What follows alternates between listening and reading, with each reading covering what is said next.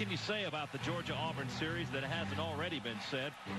I've been ready for this game since about Wednesday, and it's finally underway. There goes Herschel! There goes Herschel! Touchdown, Auburn!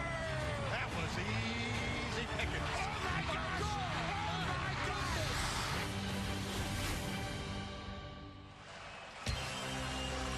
And the Home Depot SEC on CBS brings us to the 121st meeting of the Deep South's oldest rivalry.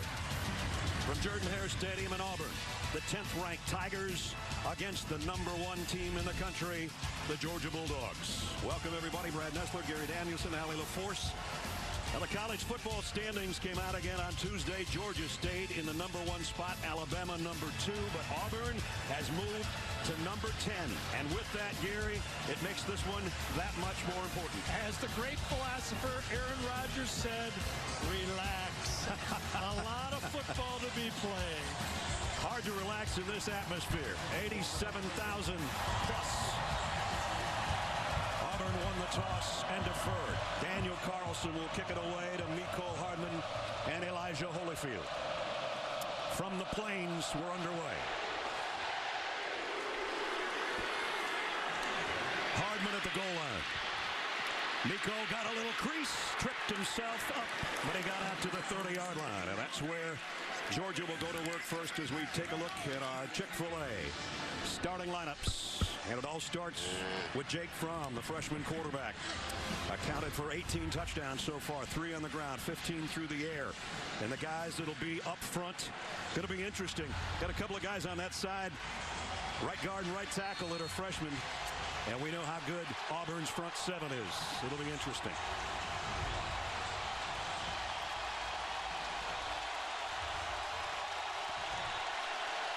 Nick Chubb and DeAndre Swift both in the Georgia backfield, and now Swift out to the slot on the first snap of the game. And it's Nick Chubb for a yard, and that's it. And a fired up Auburn defense. Trey Williams made the first stop. There's how they look. Jeff Holland, 8 sacks, leads the way when Jake Fromm drops to pass, which he will here, and got it complete to Charlie Werner, the tight end, but only about another yard. One of the main coaching points from both sides on this football field today is you have to tackle. The running backs break tackles. The wide receivers get yards after catch. Whichever team has the better tackling team, they believe they can control this game. Georgia's a 51% team, first in the SEC on third down conversions. Fromm pressured, throws deep this sideline, and it's caught by Hardman. Nope, it's Wims, but it's a first down. One-on-one, and I'll tell you, when you've got Wims, the ways he's going up and catching these balls lately, if you're Jake Fromm, I don't care if you're still in high school, just throw the ball up there. What a throw and a better catch. 25th catch for Javon Wims this year. First down, Georgia at the 39 of Auburn. Play action. From plenty of time. Complete on the fly. Terry Godwin has got it inside the 15. Every time Georgia puts their receivers tight, there's the threat of the crossing route. But, Brad, you called it. Look at the time. The time to throw the ball, allowing that crossing route, that's about a 4-second route. And if Auburn can't get pressure on an early throwing down like that, Georgia will come back to it. Georgia's in the red zone already here in the opening 2 minutes after 27 and 25-yard completions from Fromm. Sonny Michel, left side. Michel tripped up, but he's inside the 10. Deshaun Davis made the tackle. Verizon red zone, 35 of 36, and the other one was when Godwin fumbled around the 5 a week ago, so that one almost shouldn't count. Yeah, they didn't even get a snap. I'll tell you what, Sonny Michel is such a great one-cut runner now. I thought early in his career he used to just kind of jitterbug too much, trying to make every play a touchdown. Now he plants that foot, and he's tough to tackle. You look behind Sonny and Fromm at the 6-yard line, second down and 2. Michel straight up the middle, bounces off, and it's first and goal, Georgia near the 1. Well, Lamont Gilliard in the center that time did a good job of getting just enough push, just enough to allow Sony Michel to take that arm tackle and turning it into a first down. So Georgia started at their own 30, 3 rushes, 3 passes. First and goal just outside the 1.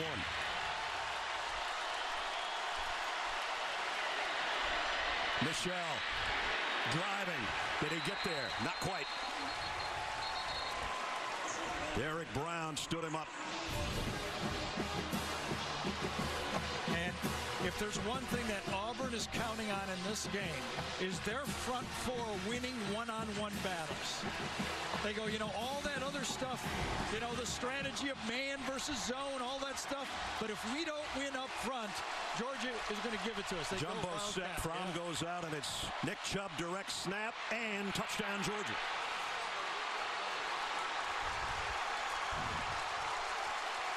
What a great series of calls by Jim Chaney, the offensive coordinator for Georgia.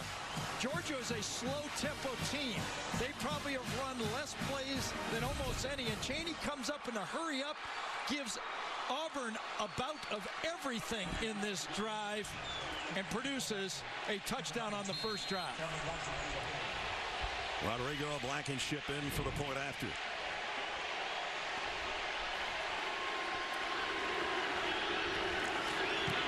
And the #1 team in the country certainly looks it in the opening march of this game. You know, Ness, it's a true freshman quarterback, but it's the 10th week. And Jake Fromm has earned the respect of his coaching staff. Third down, throw it up. His receiver high gets it at the top of his jump, does wins. And then the play action pass. Godwin wide open, sets up the goal-to-goal situation, and Georgia pushes it in with a wildcat and those strong legs from Chubb. 70-yard march, 8 plays. Nick Chubb in the end zone for the 10th time this year. 7-0 Dogs.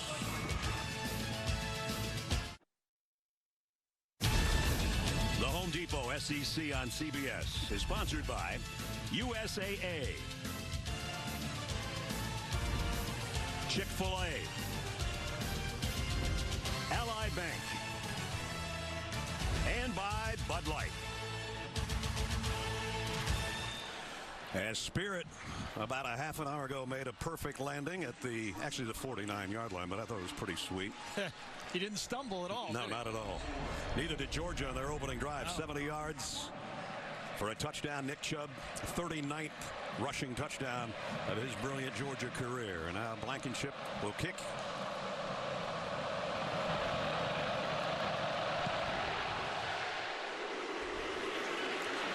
And this will be returnable from about the 11-yard line.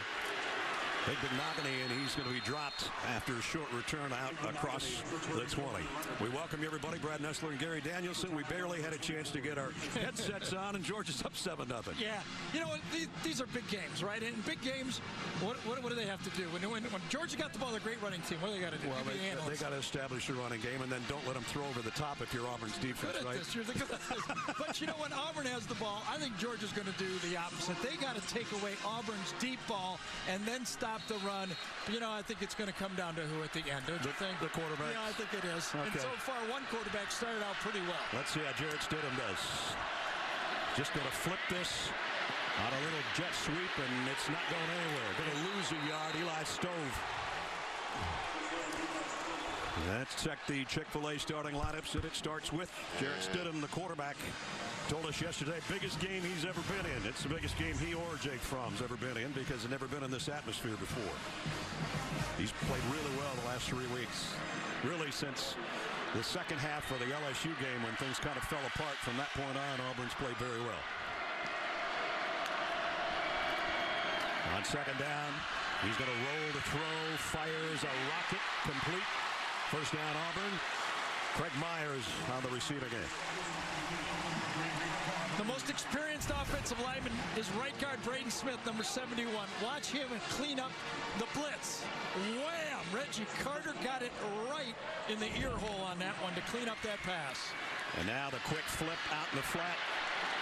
Ryan Davis with the completion. We'll check the rest of the starting lineup. We'll have to hurry because Auburn will be hurrying along with us. The guy that's really become a big play wide receiver, Darius Slayton, averaging over 30 yards a catch. At the 41, and it's a wildcat. And Kerryon Johnson patiently waits and now cuts to the right side and gets the sideline into Georgia territory with a stiff arm and a first down at the 41. Cam Martin was back there with him in the Wildcat, the running back, and then up front, watch this guy all day. Chandler Cox, number 27, also gets a block at the point of attack. But in a way, Auburn has one running back. Georgia has four. Can they keep Kerryon Johnson into the fourth quarter? That'll be a pitch count from the onset. Here's his second carry, and it goes for about 4. He got 19 on that last rush. As we check the Dogs defense, Lorenzo Carter's really been coming on and becoming the kind of impact player they expected from him. He's a semifinalist for the Butkus Award now. Not good news for Auburn here, though. Slayton is going off limping pretty badly. Darius Slayton, their deep ball threat, and a very important part of this big play action pass game that Auburn features. I'm sorry we highlighted him now. Yes. He got in the kind of the trash of the play. He was split very tight to the offensive tackle, and the pile landed on him. Marquise McLean will take his spot at wide receiver. Second down and 7. Nice play fake by Stidham. Loads and now has to reload and throws it away. Got some late pressure from Ledbetter. Darius Slayton, the big play receiver. You see him on the bench. I think it was his ankle. He's right here, close to the action. Watch him come inside, and then the pile kind of falls on him from behind. I don't know, maybe he just lost his footing right away because it looked like he went down as soon as he attempted to make the block. He's in the tent right now. Hastings in the lineup, too, as part of a 4 wide-out group here on 3rd down and 7. Auburn, like Georgia, very good team on 3rd down. Stidham getting late pressure from Carter and company, and he's going to go down. Officially, it's going to be Roquan Smith that got him at the end. Yeah. You know, officially, I don't know, it's close to a sack. Jared might have got to the line of scrimmage to avoid the sack, but this was reminiscent of the Clemson game when Stidham could not find anyone open to throw the ball to. At least in his mind, he did not have an easy throw, and he tucked it and tried to get back to the line of scrimmage. He had 11 sacks against Clemson, and about 4 or 5 of them looked exactly like that. Wow, 54-yarder here. His career long is 56. He's hit a 54 this year as well. He is a weapon. Got it. And Daniel Carlson, the all-time leading scorer in the SEC, drills another one. And I got to say, that would have been good from 57, which is an important number around here. Same direction a few years back. Alabama tried one of those and it didn't work. Went the other way. Tigers on the board with a long field goal, 7-3.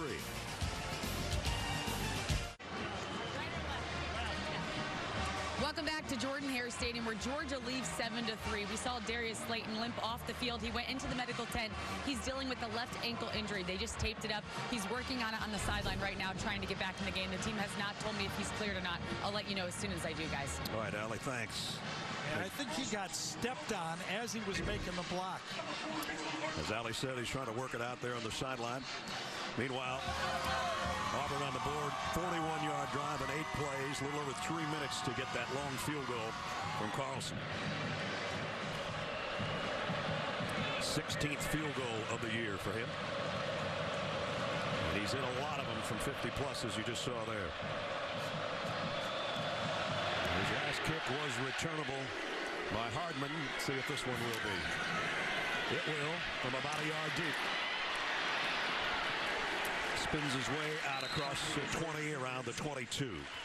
And yes, there's no backing down in this game. Ryan Davis, and DeAndre Baker locked up at the sideline right there. 3 of Alabama's finest right there decide as they're separated to give them a warning. Okay, like Brad, when you're driving back home, I hope you get one of those guys to get a warning when you're driving back. Well, I'm going to worry about Mike getting a warning. I'm not going to be driving. That's nice when you get pulled over and you get a warning like that.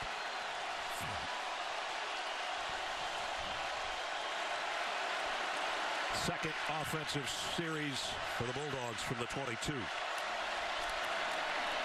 Nick Chubb. And everybody pushing and driving, and that gained a lot more yardage than it looked like it was going to.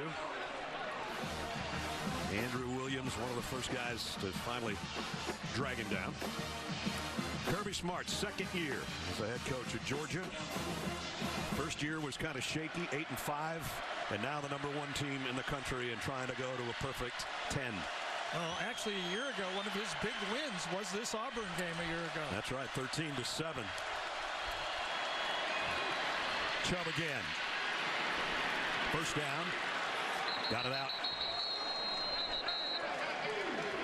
to about the 34-yard line. You know, the word that comes to mind about this Georgia offense is, I think, efficient.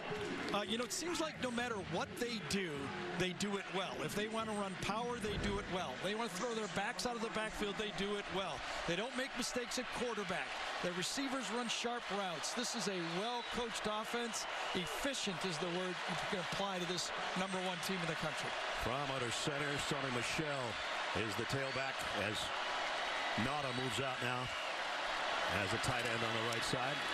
Sonny Michel, quick cut, spins for just over a yard. Nice tackle by Carlton Davis.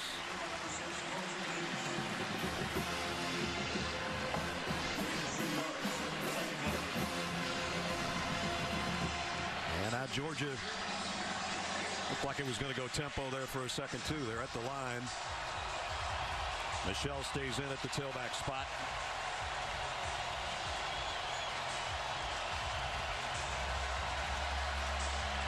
Jake Fromm trying to be heard over the crowd.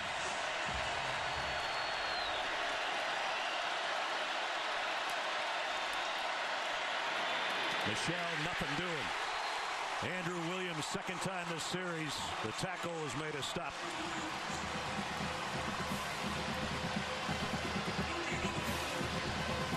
Nick Chubb passed Bo Jackson on that last carry. Is that some serious company or what? Yeah. You get mentioned with Bo Jackson. You've had a good career. Over 4,300 yards.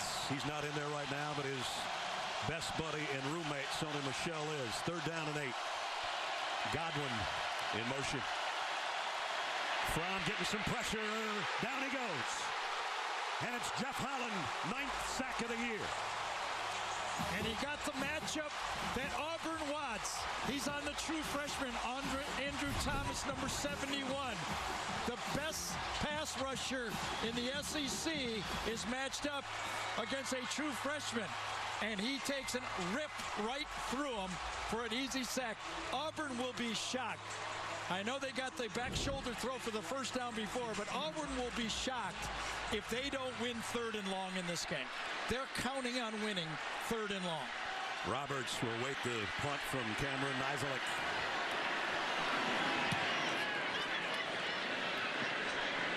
Roberts runs up on a fair catch and takes it around the 38-yard line. So 10 minutes into the first quarter. Jeff Holland has given his offense the ball back because of that sack of Jake Fromm. Tigers on offense when we return.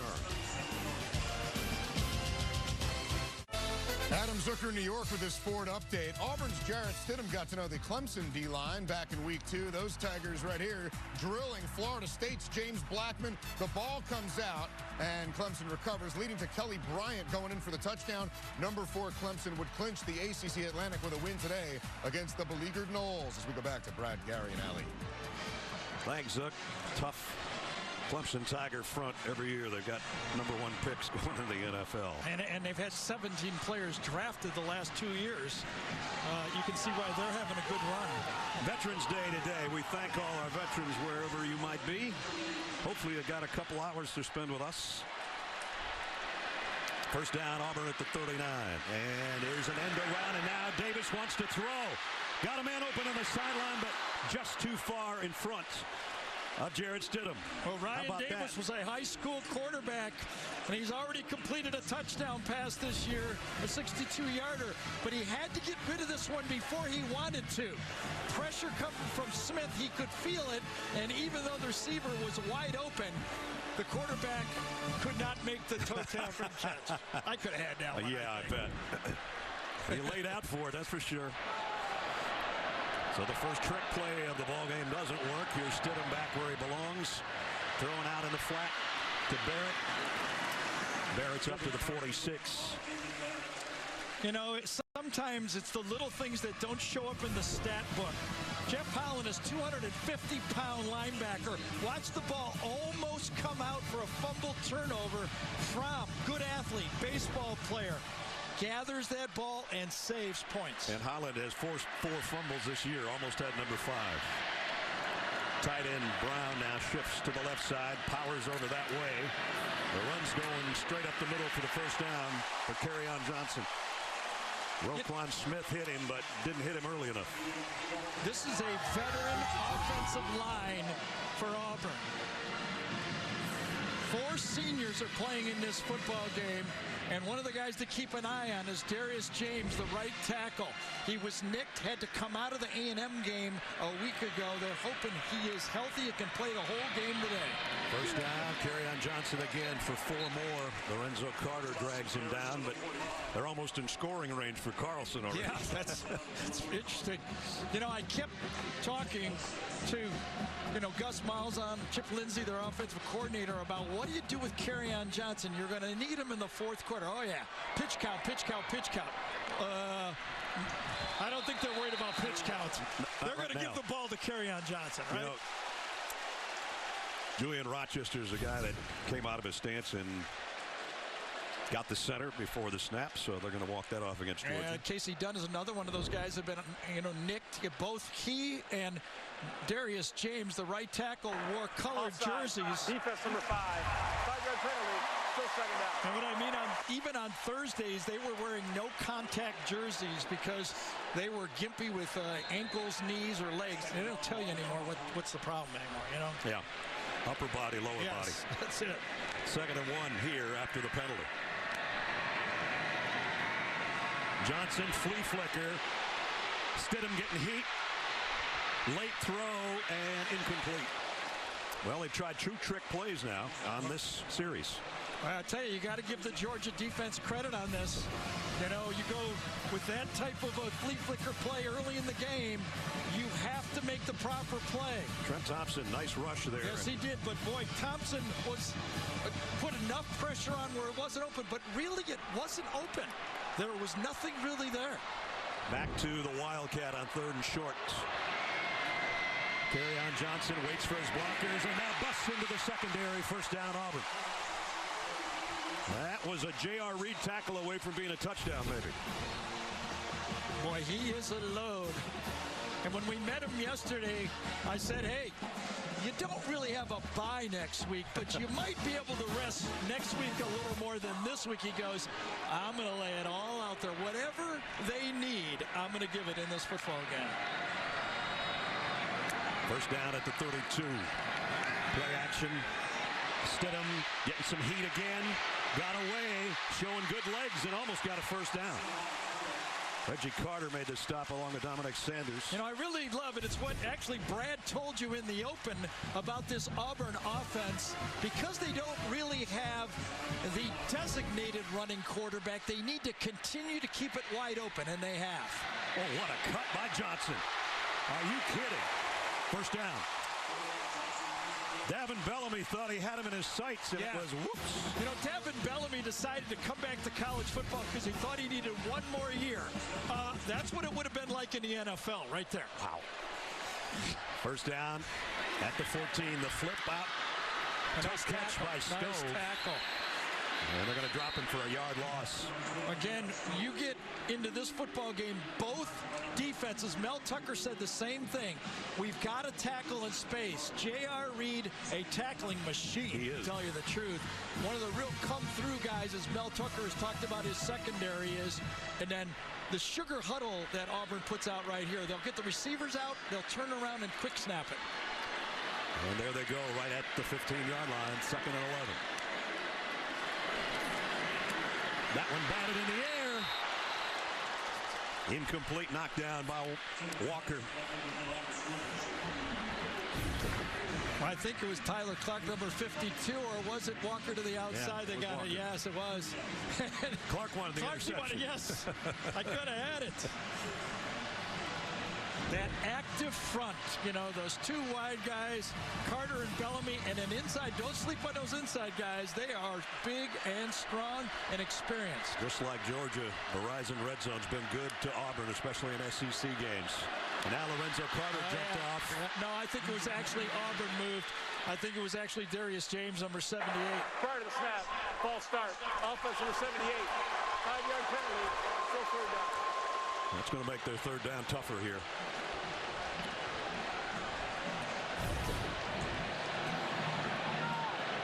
Lorenzo number 7 there, you see him pointing. That's what you do nowadays. And you look out there, good news for the Auburn fans. Darius Slayton, number 81, is lined up in the slot left. Right here, back in the football game.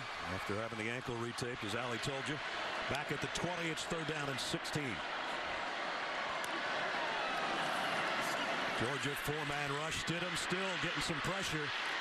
Throws as he's going left. Oh, what a nice play at the very end by Roquan Smith. I tell you, when you watch tape, you see number 3 going all over the football. He reminds you of Reuben Foster from Alabama. He was a midseason All-American. Middle linebacker was Smith, and you can see why.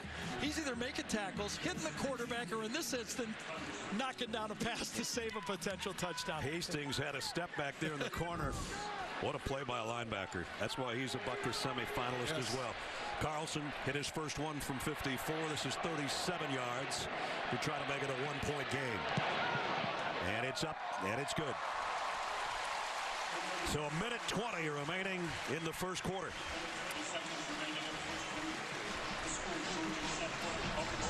Stidham on the phone upstairs took a shot from Lorenzo Carter at the end of that last play, but the Tigers have cut the lead to 1. Cuts the Georgia lead to 1, courtesy of Daniel Carlson. Another field goal, all-time leading scorer in SEC history, and 5th all-time among kickers. 446 points. What a weapon that guy is. He's money. Yep. He did have a couple blocked last week. He did, and it looks like their tempo has improved a little bit on the kicks. I thought their rhythm was a little too slow last week. It looks like they've got that stopwatch out and speeding it up a bit. Tyler Stovall, his holder's been the guy for all of those points, believe it or not. Talked to him yesterday. Interesting story. Played baseball, minor league baseball for 5 years before coming back to Auburn and playing football. And Hardman's going to bring it out again. I thought he'd stay in this time, but he's weaving his way on a nice return. Nico Hardman, far sideline across the 40, all the way out to the 48-yard line. That was pretty nifty. Well, I'll tell you, if Jeremy Dinson didn't get him that time, I don't think anybody would have, because it was just Carlson after that.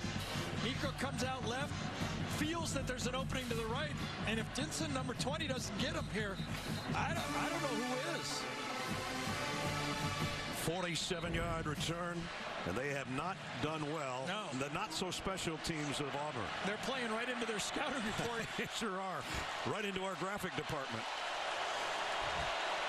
1st and 10, Georgia with a 1-point lead. Nick Chubb into Auburn territory to the 48. You know, we talked about that the Auburn team has to stop the run first, because Georgia runs 7 out of every 10 plays they run. In fact, you know, they're 8th in the country in rush yardage, and if you look at everybody in front of them, they're all wishbone teams. Yeah. Army, Navy, and Georgia Tech. I mean, they run the ball, and they're going to run the ball. 279 yards a game And Chubb again cuts it to a 3rd and short as we get an AT&T field pass. Zook's in New York. All right, Ness, it was a game that was back and forth, and it ended in the back of the end zone. Final minute, Iowa State freshman 4th stringer Zeb Noland intercepted by A.J. Green of Oklahoma State. The Cowboys allowed 20 points less than a week ago, looking at 2nd place in the conference, guys. And I'm not sure Georgia's going to snap it here, to tell you the truth. The quarter's going to end. I think they're going to wait for the end of the quarter. Fromm's waiting patiently, and just as Gary said, they take it to double zeros. What a first quarter it was. 7-6 at the end of one. We'll return to Auburn after this message and a word from your local station.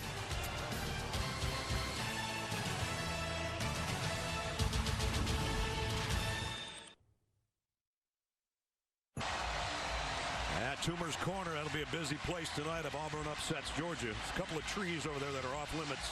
The rest of the street, do whatever you want on the TP side of things. We only had to move the ball about 8 yards between quarters, going the other way. Now Georgia at the Auburn 46-yard line. And what do you do if you're Jim Chaney? Remember last time it was a sack. 3rd and medium, though. The quarterback is a threat as a runner in this situation. Nada, the tight end in motion. Fromm flips it, intended for him, and it's broken up. So 4th down. We start the second quarter with a nice stop by the Auburn defense. You've been telling me all week Auburn's going to pull out Alba stops. Yes. That last series, they had a flea flicker and a throwback to the quarterback. They're using everything. And even if they don't work, it's part of the game plan. Without the running quarterback, Auburn has to keep the defense honest. Sometimes you do it with the running quarterback. They're going to do it with the play-action passes, the deep throws, the gadget plays. That's how they feel they can run the ball throughout the game, is to keep the Georgia defense honest. And Georgia has to be honest because they keep throwing them. Nizelek to punt. End over end. This one's going to bounce and pick a Georgia roll inside really the 10. Bounce. I think it, yes, I was at the 9-yard line. Yep. Good call. You know, when you watch Kerryon Johnson, not only is he strong, but his style of running, I really didn't notice it until I got here live. He kind of runs like Le'Veon Bell from the Pittsburgh Steelers. He pauses, and then he goes. That style has been very effective to Le'Veon Bell, and Kerryon Johnson seems to do it naturally. That one run that led to a score last week against Texas A&M, that was just mean. He manhandled that guy, didn't he? He's got 6 carries already, which would be on a pace of 24 with my Purdue math right there. We're pretty good at that. Yep. You weren't an astronaut, but mathematician maybe. Here's a quick throw out to Stove, and Stove's got a crease. Georgia still hasn't gotten him down. All the way out to the 29-yard line. It's so different watching this team. I wondered how would Gus Malzahn kind of develop this team without his favorite running quarterback like a Cam Newton or Nick Marshall. And look at it, just looks different. They keep you honest in the passing game. And here comes Kerryon Johnson. There goes Kerryon Johnson. First down, Auburn. Dominic Sanders and J.R. Reed finally got him down. And this is where you can go tempo when it's working like this. Absolutely. And if you notice, Stidham after the play, that was dangerous. Same play they actually ran to Stove the last time to the right. They came back and called it to the left. Bellamy sort of sniffed it out, though, and got a hand in the way. But you know how quarterbacks who are runners, after they hand off, they fake running the zone keep. Well, in this instance, Stidham is faking throwing the ball. Fourth man didn't make it to the sideline prior to the snap. The 5-yard penalty. Repeat first out.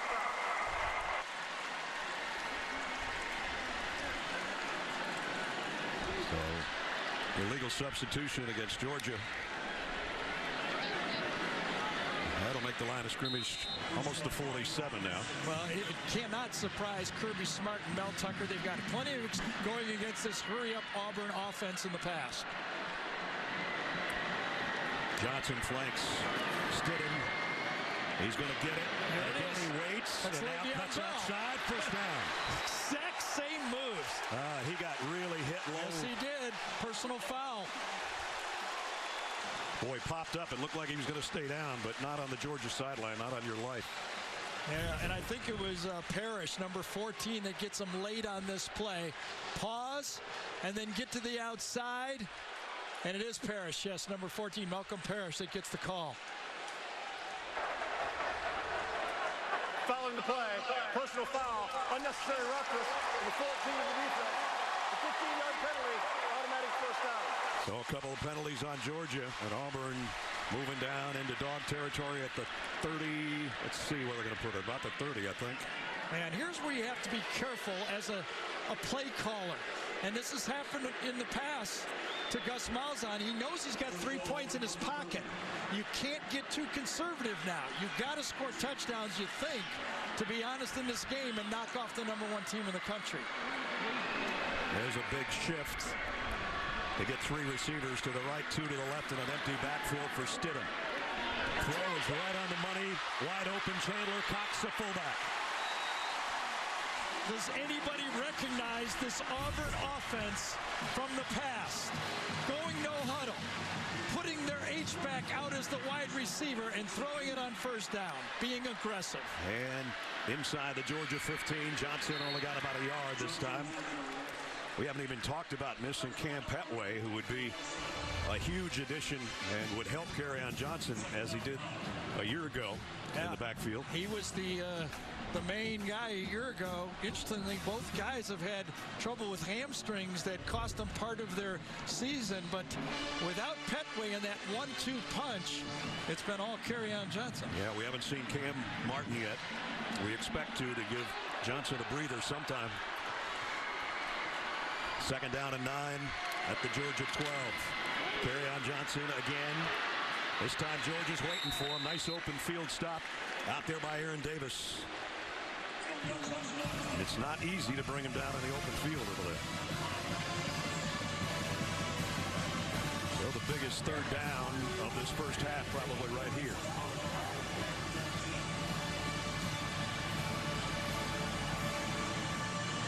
Third down at 10.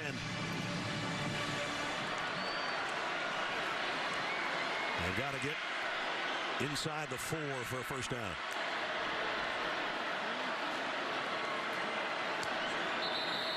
And whistles. Prior to the snap, timeout Georgia. Their first timeout of the half. So the Dogs take a timeout here. Yeah, I think they only had 10 men on the field. After the timeout, just scanned real quick. They didn't have enough. And they need all they can right now against an Auburn offense that's in gear and down a point. Want to stay up to date? Hey Siri, show me college football scores.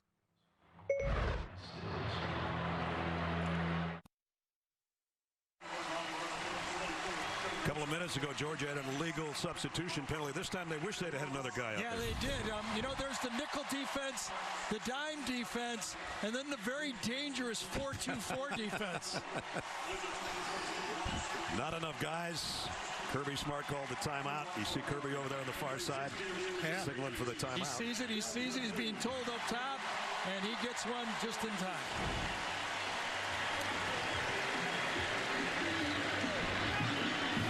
So it's 3rd down and 10 for Auburn. Their only scores 2 field goals so far. Georgia defense would like to hold them to 1 here.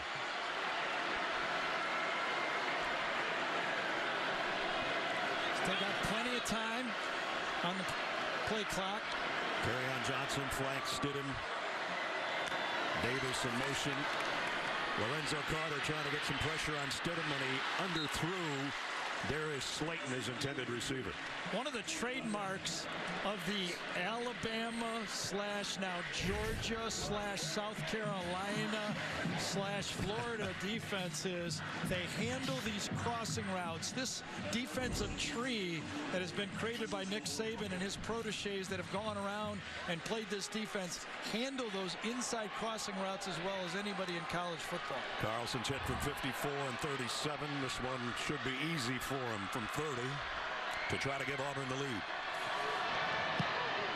And it is easy for him. Auburn takes the lead for the first time in the first half. 3 Carlson field goals. And the Tigers at home now lead the #1 team in the country 9-7.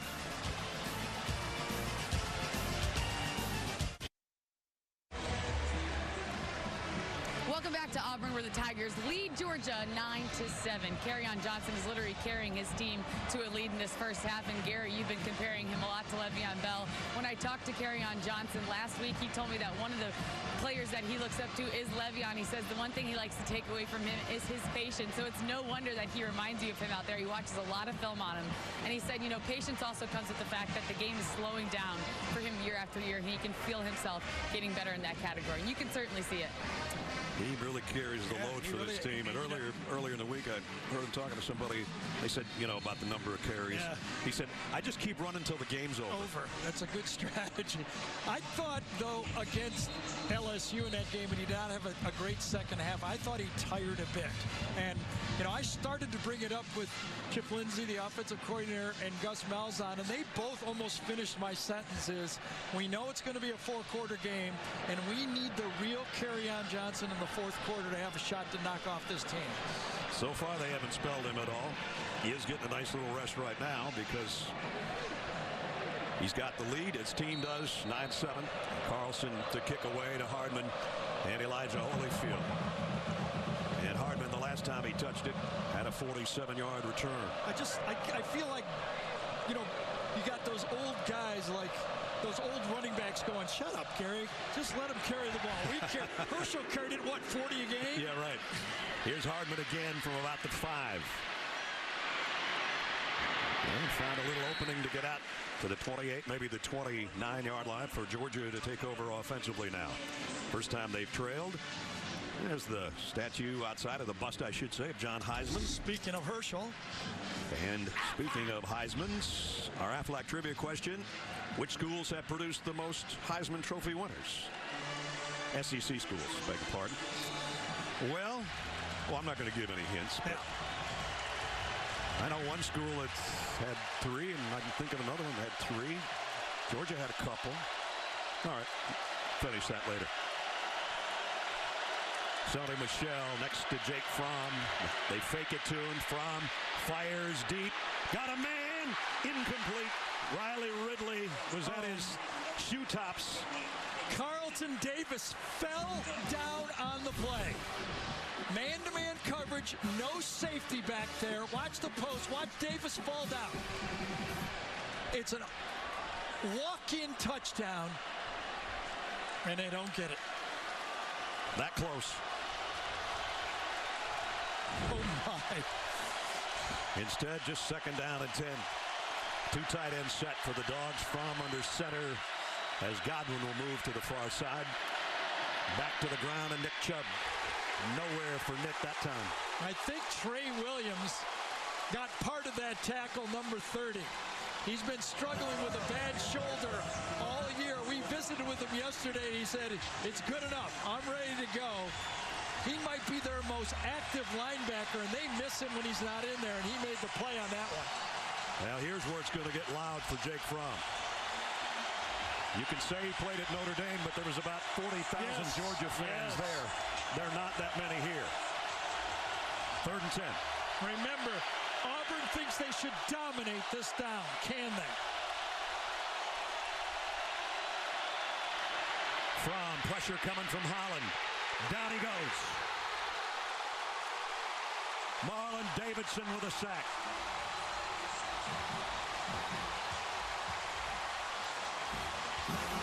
As Brad told you, 2 true freshmen on the right side. The Auburn front 4, athletic. From the outside, Holland puts the pressure and then is eaten up inside. Brown gets at least a half a sack. Going into the football game, the Auburn defense and coordinator Kevin Steele said, if we don't dominate 3rd and long, we can't win. Nizelik's inside his own 5 to punt, but we're going to have a timeout here. With 10:25 remaining in the half. A sack celebration for the Tigers, who forced a Georgia punt when we come back.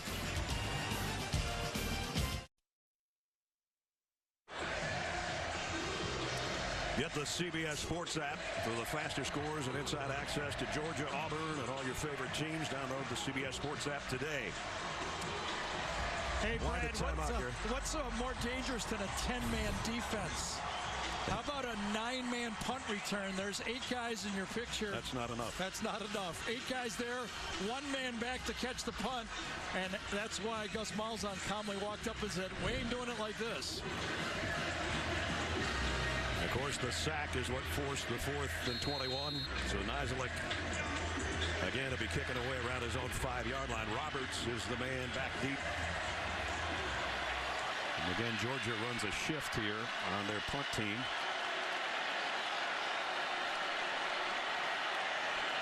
Not enough protection. Finally, they got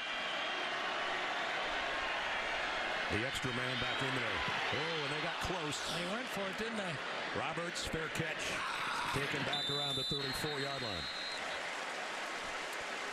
So 10-17 remaining in the half. Georgia with the lead. Auburn with the lead and the ball. A little bit earlier, we asked you the Aflac trivia question. And it was, which SEC schools have produced the most Heisman Trophy winners? Well, we're on campus here. Auburn had 3. Pat Sullivan, Bo Jackson, Cam Newton, Florida. Likewise with 3. There's Pat, who's here today, by the way, in 71. Bo won it, 85. And then Cam Newton in the national championship season 2010. John Heisman, after who the trophy is named, was the head coach here at Auburn from 95 to 99. I'm talking about 1895 to 1899. Stidham flares it out complete to Barrett. And if you're thinking that the Auburn fans are happy to see a first down pass, remember that LSU game they did when they took the lead and with 51 seconds remaining in the first quarter, they did not attempt another first down pass until they were trailing 17 consecutive first down runs, and they didn't try another one until they were losing in the game. A lot of lessons learned. Yep. Second half was disastrous. Kerryon Johnson, little jump cut, and gets it to the 34.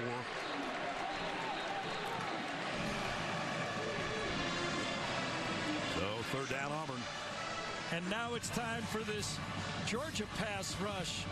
Carter and Bellamy to make the same impact on these 3rd and longs. Remember, it was that pass rush that ended that game against Notre Dame with the sack fumble.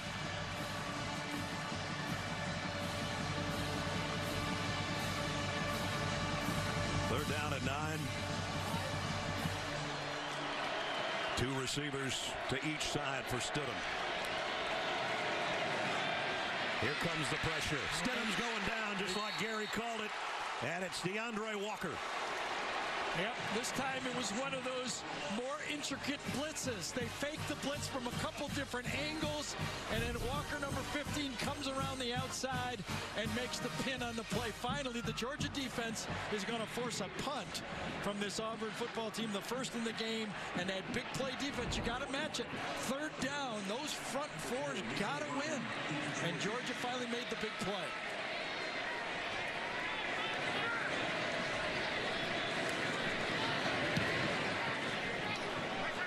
Hardman coming over to the sideline is going to take it on the bounce at the 25 and comes up that same sideline. Got a pretty nice return out of it, actually, for Georgia. So they'll take over with 8:07 remaining in the second quarter. Number 10 Auburn leading number 1 Georgia 9-7. Adam Zucker in New York coming up on the Geico halftime report. Houston Nutt, PJ and I get you caught up on today's action, including LSU keeping the boot thanks to the feet of Darius Geis. 147 rushing yards and 3 touchdowns in a 33-10 win over Arkansas. Now back to Georgia-Auburn. Zook, thanks. 9-7 here. Auburn in front. And now, going to do Project Smarter presented by Home Depot. Gary? Well, the most important project that this Auburn franchise has done is go out and get good football players. And they got a lot of them on defense. In the secondary and linebacker, and most importantly in that defensive line. Talk to every coach who plays against Auburn or sees them on tape. They are elite in their front four, and that's smart football. Get good, strong pass rushers, stop the run, and you can make this Georgia team have 14 rushes for 13 yards at this point in the game. And then Jake Fromm, who started out 3 for 3, is 0 for 2 since and has been sacked a couple of times. And now on the end around is Hardman out to the 40. You know, and even if you take the 2 sacks out, there's still the running backs have carried the ball 12 times for 34 yards. When you watch Georgia run, though, their offense against, especially when we watch the Florida game, they plug along, and then all of a sudden one of those backs makes you miss, and they are gone. So don't go to sleep on this Georgia running game. It can explode at any time. Right now it's Nick Chubb in the backfield on 2nd down and 3. And it'll be Nick Chubb with the handle, trying to spin his way, but they're not going to get him there. Carlton Davis stood him up, and Trey Williams finished him off. It's 3rd down.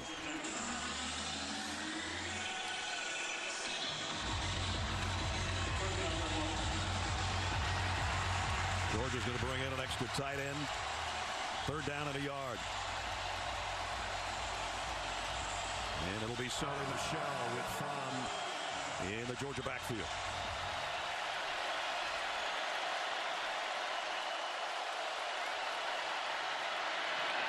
And he's not going to get it either. Great stop by the Auburn defense led by Trey Matthews. Well, Trey Matthews has a lot of memories about this game. Does he ever? In both uniforms. But with him healthy, he's a big part of this football game. Almost playing a linebacker position. He guess he's unaccounted for on a short yardage play, which is hard to believe that they just don't hit that up there and just make it happen. But for whatever reason, Trey Matthews is playing a linebacker spot, wasn't blocked. Nislek's kick. Fair catch called for and taken in some traffic. Yeah, that's going to be a penalty, though. You still have to give room for the receiver to catch the ball. I think they were too close that time. Jason Stanley looks like maybe the guilty party.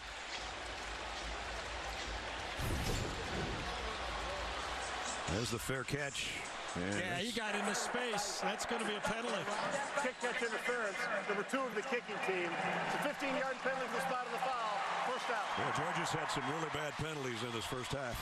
They have, and they've been a little unfortunate on their one opportunity for a huge play, a touchdown play. They missed it down the middle of the field to Ridley. So Auburn will have it at the 30-yard line. And watch out. This is where Auburn likes to go that play-action pass. See, if you're the Georgia secondary, you can never crowd the line of scrimmage because you're always worried about that deep ball they will throw. Golston and James, the 2 tackles, have switched spots for Auburn as they go to the left side behind James. And a nice gain on the play.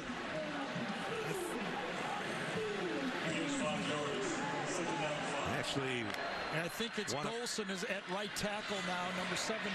He plays everywhere on the line. He does, but he was at left tackle, and Prince Monago is now in the game at the left tackle, number 76, I believe. But boy, they all look kind of big and the same down here, don't they? We asked Golson yesterday, what do you like to play the best? He said either center or left tackle, but I don't know, wherever they put him. Here's a big play for the Georgia defense if they want to get the ball back before halftime. 3rd down and 9. Yes, they have made that change. Golson is now at right tackle. Georgia thinking about a blitz off the corner.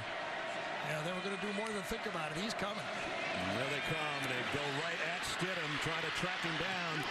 And it got to him, incomplete. They've got a kick. Interesting. The quarterback looks back at the bench. You and I could both tell they were coming off the slot. They were blitzing, but he still rolls right into the blitz. And all Stidham could do was try to buy time and see if he could get the ball late to his receiver. They actually brought 2 guys, He both sure Reed did. Yes. and Davis. Well, you knew at least one was coming, and it was never called off. You'd think all these guys that looked to the bench, they would change the play, but they did not. Marshall to punt. Georgia bringing some heat on their punter. Flag down. You know, I wonder if it was leaping on that play. Trying to block the kick. I wonder if they're going to call it leaping. Matt Austin, our referee, will make the call here. Personal foul. 15 of the defense leaping the punt shield. It's a 15-yard penalty. Automatic first down. Just like on field goals, you cannot leap. It's a dangerous play. Watch him go down.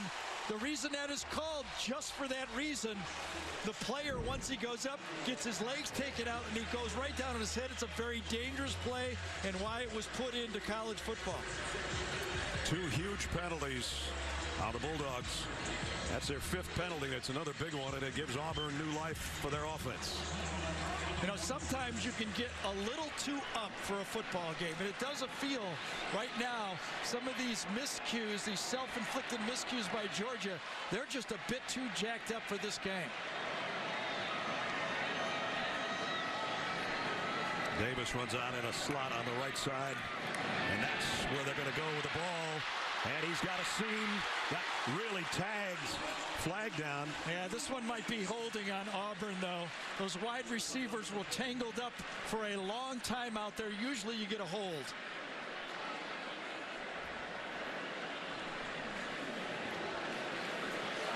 Holding, offense number 81. 10-yard penalty for the spot of the foul. Still first out. You're on a roll with the penalties right now. Well, you know, you're asking those receivers to block a long time. This was an RPO. The offensive line was thinking it was a run play, and to the outside, the receivers are going, I don't know if it's a run or a pass, but I know I have to block my guy a long time, and if you're Darius Slayton, you're going, hey, I'm a deep threat, man. I don't know how to do this other stuff. And not only that, you could have called it on Nate Craig Myers, too. Both guys were holding.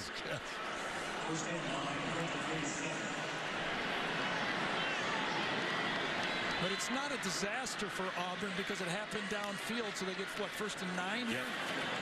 And a quick swing pass out to Kerryon Johnson in the open field. He's got a first down. I'll tell you who's a valuable football player for Auburn is Chandler Cox, number 27. On the right side of your screen, he got the block on Patrick that time, number 6, the linebacker, and allowed Kerryon Johnson to get those extra yards after the catch. So Auburn moves the chains to the Georgia 43 with another first down with 4:25 remaining in the half.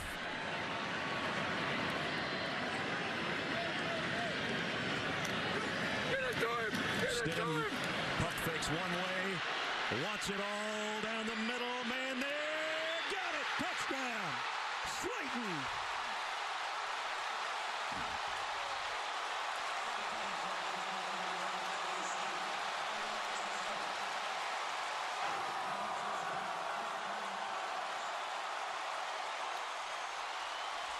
Darius Slayton times this catch beautifully. He sees it, slows down, and keeps Malcolm Parrish on his back. There's the fake, and watch Slayton slow down and catch it over his shoulder. There's nothing Parrish could have done. Look at that snag. And as I said, Brad, I just told you I'm a deep threat. I'm not a blocker. That's right. He averages 30.8 yards a catch. That one was good for 42. And he was, the night before signing day, everyone expected Darius Slayton, a Georgia high school football player, to sign with Georgia. And look at him slow down and catch that. That's as good as you can do. Man. That's top-level NFL talent that judges balls like that and keeps the defender on their back. Remember that play against LSU when Chalk overran the ball and reached back? That's what you got to do. You got to make the quarterback look good on that. That only a few type of athletes are able to handle a catch like that. They're reviewing whether or not he was across the goal line before his backside touched, and I think he rolled with Parrish across the goal line. I think he did too. He was on his leg, wasn't he? Yeah. I don't think he ever touched till about right there. I'll tell you, you learn lessons no matter how old you are, and Auburn learned a valuable lesson. After review, the ruling on the field stands. Touchdown. They took their foot off the gas against LSU. They're not taking it off the gas so far in this game. No, pedal to the metal in this half. And you know what? Georgia has nobody to blame but themselves. 2 penalties on that drive. They had the ball back. That's like a turnover. When you have a penalty on a punt, that is a turnover. Carlson for the extra points. Up and good.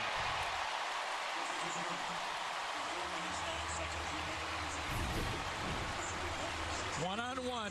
He's got Parrish. He's running a post.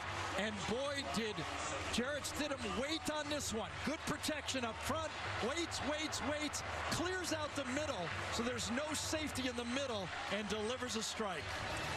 70-yard drive in 6 plays. Stidham to Slayton for 42, and Auburn leads 16-7.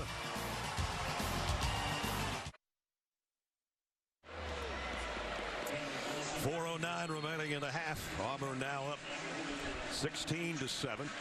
Georgia scored on their opening drive and haven't been close since. Well, you know, the last 2 times that Auburn's played Georgia, they really played with injured quarterbacks in the football game. Jeremy Johnson and Sean White. You know, having a healthy quarterback helps. Here's a pooch kick. I don't blame Auburn, do you? No, not after what Hardman did. Exactly. And got a fair catch out of it. I'd be featuring that a lot. Now, don't get another penalty. If you're Georgia, you just had 2 bad ones on the last series. Kirby Smart's trying to get his guys off the field. You know, we asked Kirby about his team being used to playing as a favorite, as being #1 with everything on the line. You know, it's one of the, you know, the great traits of the Alabama football team. They're used to being #1. Yeah. It's brand new for this Georgia Bulldog team. You have to own your burden. That's what Kirby calls it. Right now, they're trailing for the most points all year. Yeah. And this is the situation where everybody said when Jake Fromm's put in this spot, how's he going to react? Well, we're going to find out. You know, the biggest deficit, as that graphic showed you, Notre Dame led 10-3 in the second quarter and 16-10 in the third quarter. So this is different. Let's see if Sonny Michel can quiet the crowd. Nope, not on that one. Carlton Davis put a hat on him on the sideline short game. Georgia today, that opening drive was a beauty. Not so much the next 4 times. And now we're under 4 minutes in the half. And they've got second down and 8. DeAndre Swift in the lineup for Georgia. Now he's kind of watched where number 7 is. Right now he's in motion. Fromm throws incomplete. Wins, I think, should have had that. Kind of a funny ending to that play. Well, Wims had to come clear across the field. Auburn was playing zone, so it had to be stuck in there. And yes, he should have had that. The true freshman quarterback put it in a spot where he should have been helped out on that play. That's good enough. Cam Petway leading the cheers on the sideline for the Auburn defense. 3rd and 8. And 1 for 5 in this game, 0 for the last 4. Fromm fires on the sideline. Oh, what a catch by Wims that time. Well, he dropped the last one. He didn't drop that one. Carlton Davis is going, I've seen this before. I remember going up against that Clemson team. I had my guy covered just like this, and the Clemson receiver made plays. Carlton Davis is going, how does that happen? But you know, Carlton, you've already fell down once. It could have been a touchdown. I'd just take it the way it is right there if I was you. 30-yard gain for Georgia, first down. 2 third-down conversions, both looked about the same. Let's see if they go back to Nick Chubb here. And here's a flea flicker from Georgia. That's going nowhere either. Well, it should have been a touchdown, I'll tell you that.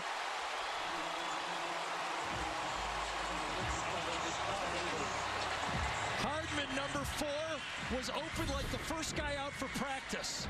Watch him streak down the middle of the field. No one covers him.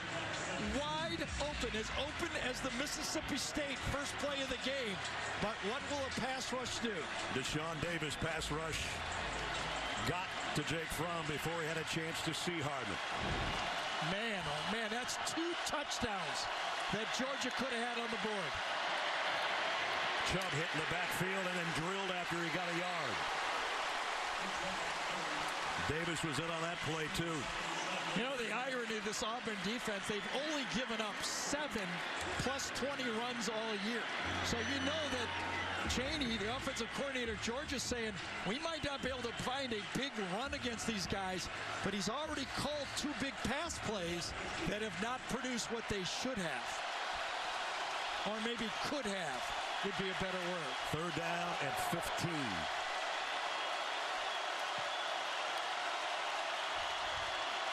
Fromm fires on the sideline again, incomplete, and Wims is saying, how about a flag? And there won't be one. Carlton Davis was covering.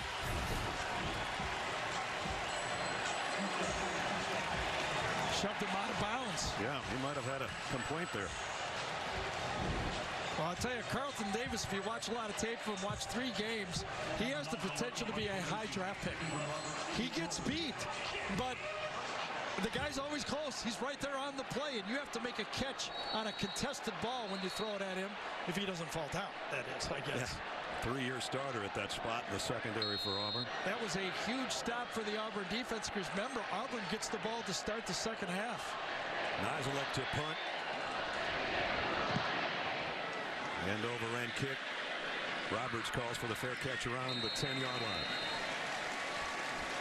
So Auburn with a 9-point lead and 1:37 remaining until we get you the Geico halftime report. Adam Zucker, BJ, and Houston Nutt in the halftime report from New York coming up shortly. I think Gus Malzahn is telling Chip Lindsey, get me out of the half here. Okay, I don't want to punt the ball in this situation at all. Georgia's sitting with 2 timeouts. Can they get it to halftime? They'll run it, I believe, on first down and see what Kirby will do.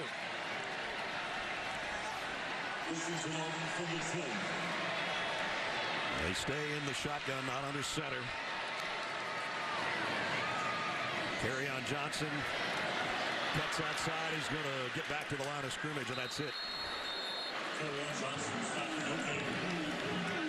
Kirby will play it safe. He only has 2 timeouts. Auburn should take it down all 40 seconds. Mel Tucker there next to Kirby, the defensive coordinator.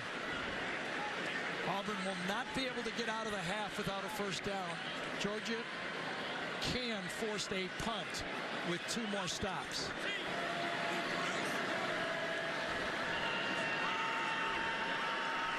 Stidham standing at his own 5. Gives it off to Kerryon Johnson again. He got pops after a 2 or 3 yard gain. Atkins and Sanders. Oh, he's not taking a timeout. Nope. Oh, now he does. So we'll take it as well. 42 seconds remaining in the second quarter.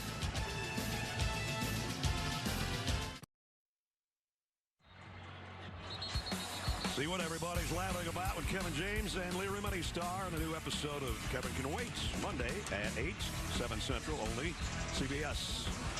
Brad Nessler, Gary Danielson, Allie LaForce, and our CBS crew at Jordan-Hare Stadium at Auburn. We're 10th ranked. Auburn leading #1 Georgia 16-7. Here it is. The play clock was about at 40. Game clock goes from about 46 to 42, about 4 or 5 seconds. And with the bad special teams and return teams that Auburn has, you've got to force them to punt here at the end of the half. 3rd down at 7. Kerryon Johnson was the motion man. The throwback's the other way to Slayton. Slayton's going down at the line of scrimmage. Look how much Gus was nervous about punting the ball. He was even willing to throw it right there. But they're going to have to punt it when we come back. 36 seconds remaining in the half. So Auburn on 4th and 6 going to be forced to punt from near their own goal line. Yeah, this is still a lot of time in this half. And that guy's dangerous. Absolutely. If they kick it to him. Will they try to return here or go for the block? Remember, they had a penalty on the last one. Got 10 guys up there right now. They're going to go return. Yes, they are. And the punt's a beauty. Hardman's going to field it, though, at the 44. Hardman across the 40, down the sideline, and he's inside the Auburn 30, down to the 24-yard line. What a big play by Miko Hardman. Well, you can see this coming all the way. Right from the time that Auburn got the ball, the Georgia and Kirby Smart was figuring if he could get his offense on the field one more time.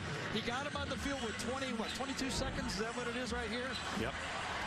Plenty of time. Out of timeouts, but in scoring range already, field goal wise at least. But they would love to get a touchdown before heading to the locker room. Remember, no timeouts.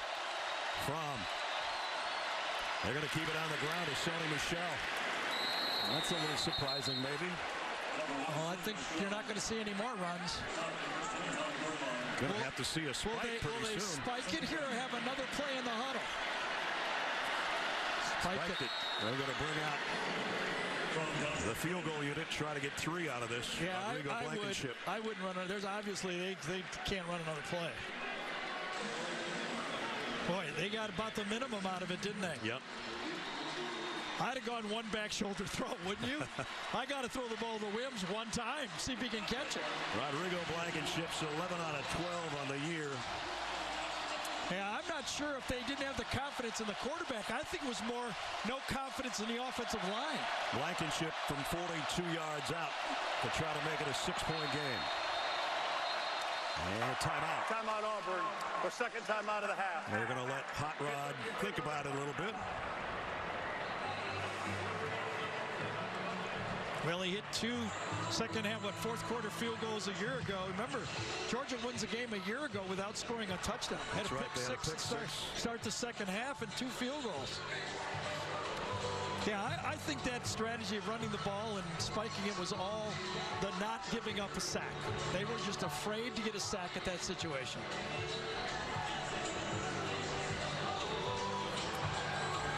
So barring a penalty, the last play of the quarter. We'll have to say, though, just to be honest, they're calling it straight. Had Kirby taken the timeout earlier, he would have had time for one more play. Good call. Blankenship from 42 yards out.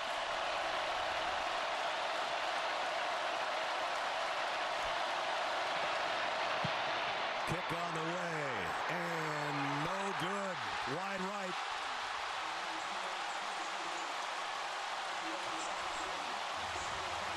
Auburn jubilant heading to the locker room. They do not give up more points. It was that close, but no good.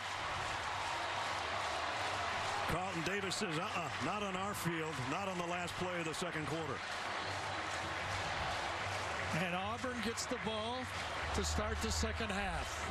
Alley's with Kirby Smart.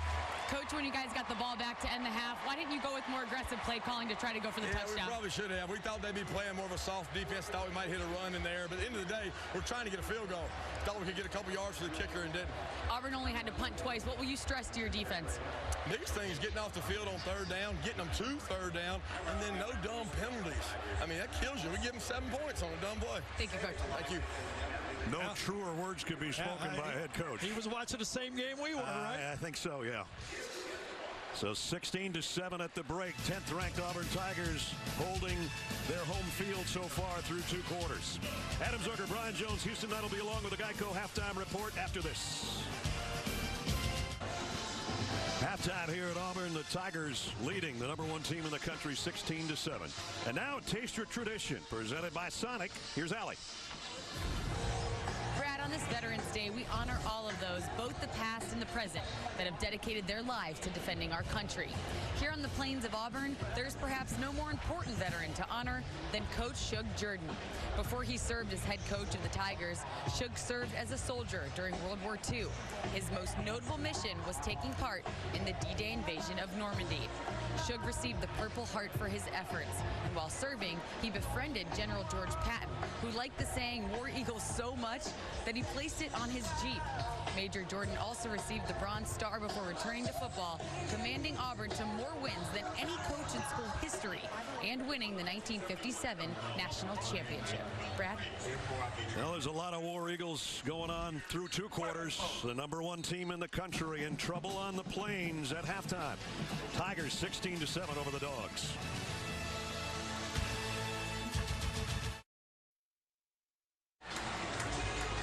Just about set to start the 3rd quarter at Jordan-Hare Stadium. And the #1 team in the country trailing number 10, 16-7.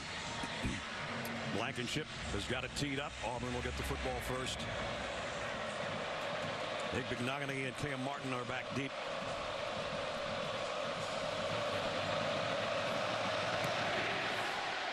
And this one will be out the back of the end zone. They'll bring it out to the 25. We welcome you back to Auburn. Brad Nessler, Gary Danielson, Dave's over there, George is over there, Clint's there, Phil's there, Tara's up there. We got Barb's behind us. This is our home right here. You know, first half, I got to give Auburn credit. They held Georgia to 19 yards rushing. Right. But you talk about a group of Bulldogs that bit themselves in the paw in that first half. Yeah, dumb penalties, as Kirby called them, and a couple of potential big plays. But a couple things to think about. 9-point lead. That was the same lead they had at LSU, and in both of Auburn's losses, they did not score a point in the second half at Clemson or at LSU, but this is not an act. This is a home game. And here's an end around to Eli Stone for the first play, and it's a big one. 13-yard pickup and a first down. No doubt in my mind that Gus Malzahn walked into his halftime locker room and said, we didn't score twice in the second half of our losses. We have to put points on the board or we won't win this football game. Let's check in with Allie. I did talk to Coach Malzahn, and his message to the team was keep the hammer down. He was really happy with the way they stopped the run and the pressure they put on the quarterback. But he said we have to run the ball better, but not a lot of changes, just more of the same, guys. And they have started off very nicely out to the 45-yard line. They go with that little sugar huddle again that Gary talked about on 2nd and 4. And they're trying to come with Stove, and he only got about a yard. So 3rd down. Again, Chandler Cox, the H-back fullback, gets a great block to the outside right there. To the outside against Aaron Davis, number 35, to at least give the play a chance. If you're interested in watching, well, he's not out there right now, some good blocking. Watch that guy.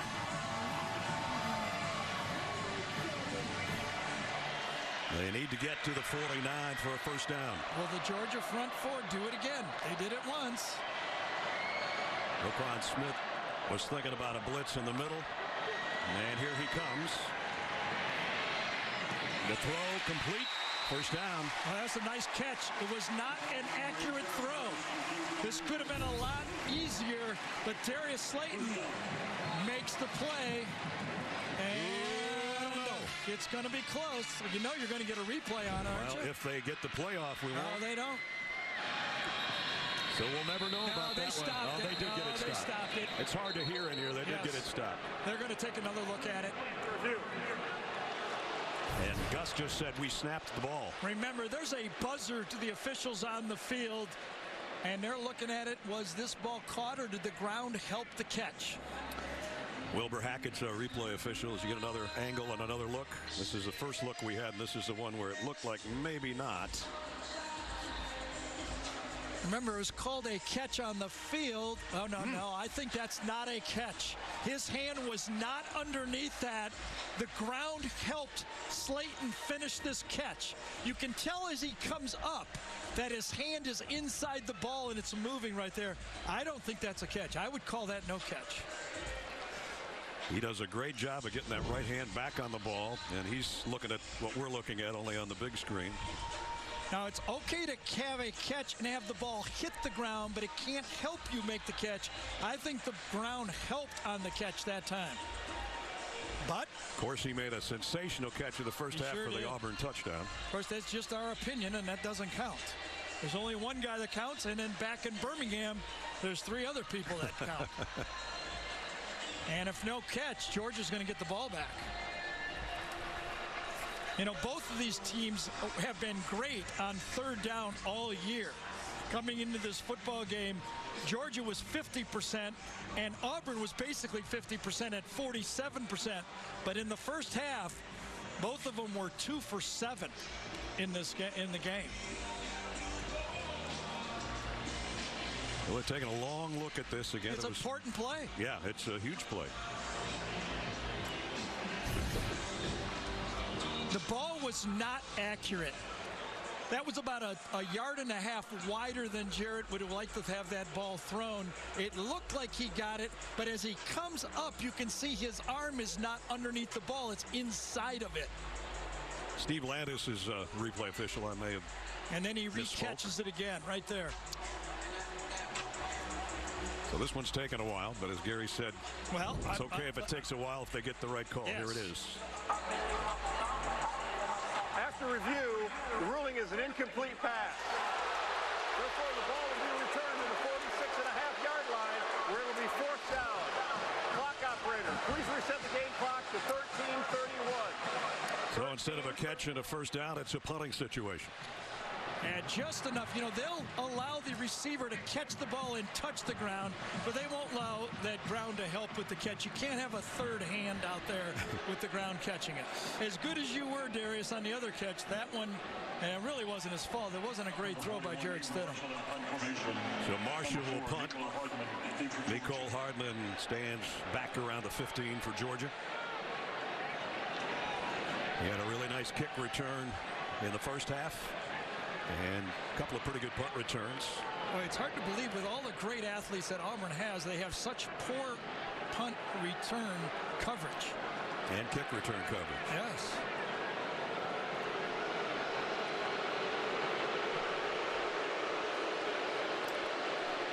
I guess it would just be called punt coverage, right? Right. We added a word there. Finally, we've got it set to snap.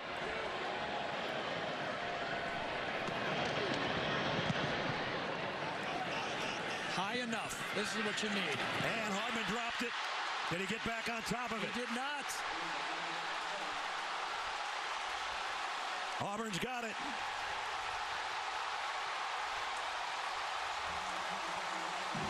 So much for bad punt coverage. Yep. And you know, Hardman had a chance to get it, but he whiffed on it. Totally whiffed on it.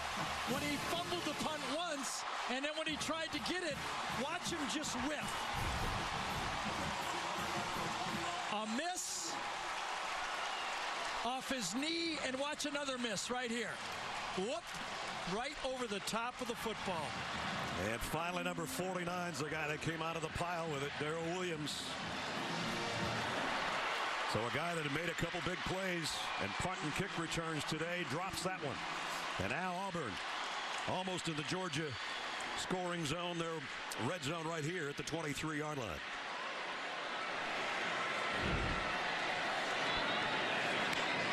Great opportunity for the Tigers. They come with the end around to Stove again. They've used this play a few times today. Well, Eli Stove is listed as a wide receiver because you'd almost say he's a glorified running back. Came into the game with 20 rush attempts for over 200 yards, and he continues to run the football from that wide receiver spot. Terry Godwin consoling Nicole Hardman over there on the Georgia sideline. Oh, great play. Did not clean up the tackle. And he ends up getting the first down. Kerryon Johnson, second effort, maybe third effort. I'll tell you, I know Le'Veon Bell's name is thrown out a lot in comparisons, but the more you watch him do this type of stuff, isn't that exactly what Bell does for the Steelers? Yep. So first down, Auburn at the Georgia 12. I mean, John Atkins, a senior, a great football player, inside nose tackle, had him dead to rights. Just couldn't hold him. Yeah. Now it's the Wildcat. It's all Kerryon Johnson again with blockers in front. Then he accelerates, taken down from behind. After a good stiff arm, J.R. Reed got him down. I'll tell you, Brandon Smith, number 71, pulls out and cleans up on J.R. Reed. Reed actually made the tackle, so give him a little credit for hanging in there. Yes, you're right. Brandon Smith, Pat Dye was out at practice, and Pat Dye said, Garrett, give Brandon Smith some love. He's an All-American starter for 4 years here for the Tigers. Great football player, Gary. Great number 71. Gotcha, Coach. Tigers can get a first down at the 2. And it's Stidham on the keeper. Heading to the corner. Got there. Touchdown, Auburn.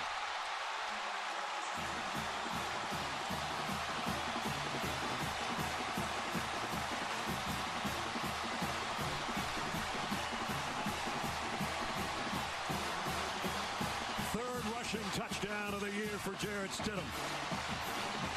Well, I actually think Jarrett Stidham could have given the ball for a touchdown. Watch Kerryon Johnson gets it. That could have been a touchdown because it was well blocked. And then Stidham himself gets in there, actually with a good block at the end from Slayton. Extra point is good. 11:57 to go in the third quarter, and the hole is getting deeper for the #1 team in the country. It all started with a fumble punt by Mecole Hardman right there, covered by Darrell Williams. And with that, they only had to go 23 yards in 4 plays. That was the capper. And Auburn trying to pull an upset on the Plains, 23-7.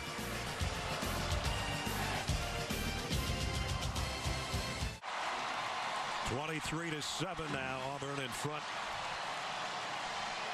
So we look at our game trends. Stidham's played very well. Touchdown on the ground, a touchdown toss today. Georgia running backs have been totally shut down. Nick Chubb and Sony Michel. And most of those 5 first downs came on Georgia's opening 70-yard drive. That's right. Since then, 5 punts. No more points. I think they have 70 yards on that first drive and 35 the rest of the half. Yeah. Well, there's the guy that dropped the punt, but he did have a 47-yard kick return in the first half. Yeah, they had 22 plays. I was just told by my spotter over here, David, 22 plays for 35 yards after the first drive. Carlson's kick will go to Hardman on the fly at the 6. As you look up above, and he cuts back, and he's cut down right about the 24, 25-yard line. Well, Brad, here we go. All year, the question has been from the Georgia faithful, could anybody put the pressure on Jake Fromm, the true freshman quarterback? Could anybody get him in a spot where he had to win a football game from the pocket? Is there still time to run the ball? Yes. But I don't know if they're going to be able to win this game if Fromm doesn't have a great second half. It might be a cool late afternoon, but it's a hot spot he's in right now. Totally.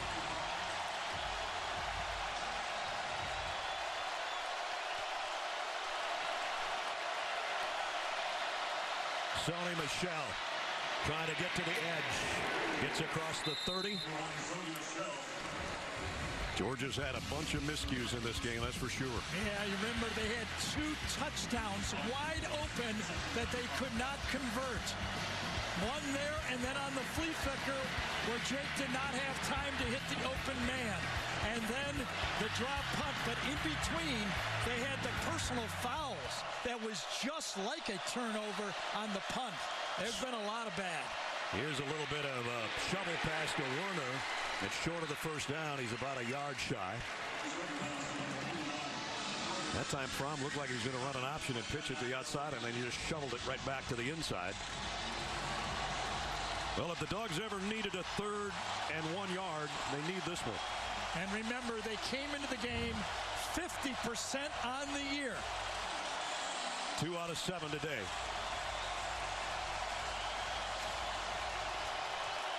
It's Michel in there with Fromm. They're going to throw for it. Flips it out to Sony Michel, but they're right there to meet him. Maybe a loss of a yard.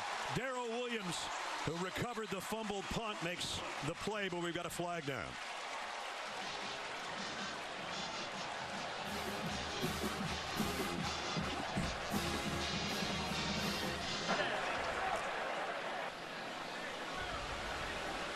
I didn't see this one, I got to be honest. Have no idea where this is going to be. Neither sideline does either, I don't think. The only thing I can think of. Offside, defense number 4, lined up in the neutral zone. 5-yard penalty, first out. So you remember that sideline where that official made the play was right near the Georgia bench. So the Georgia bench was pointing out. Here's Jeff Holland, number 4. Right there was just over the line. Doesn't look it from this angle, but it's a bad angle. Well, Georgia had a penalty go their way. That was pretty big because it's an automatic first down for the Bulldogs.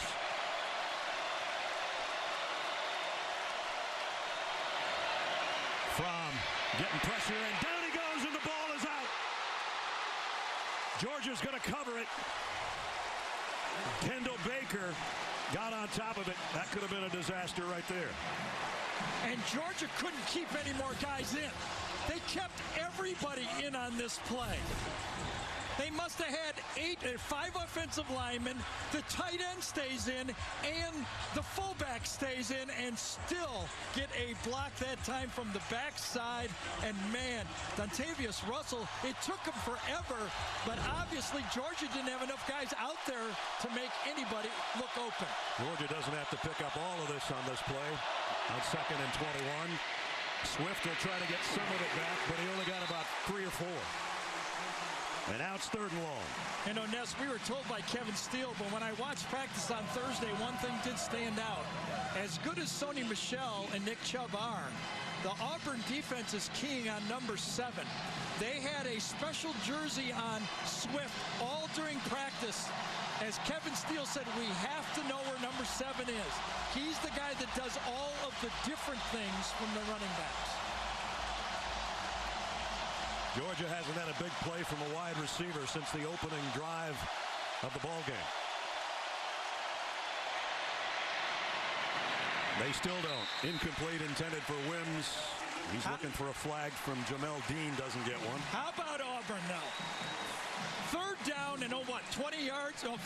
3rd down and 17. Yep. And Auburn goes bump and run, man-to-man, face-to-face, and challenges the Georgia quarterback to throw a back shoulder play. Kevin Steele also told us we ain't backing up. We ain't backing up. I think that's the theme that Gus Malzahn has said. Keep your foot on the pedal. If we're going to beat this great Georgia team, we cannot let up or back up. Nizelek to punt. And there's a flag. Georgia was moving, I think, before the snap. They were. False start. Offense number 3. 5-yard penalty.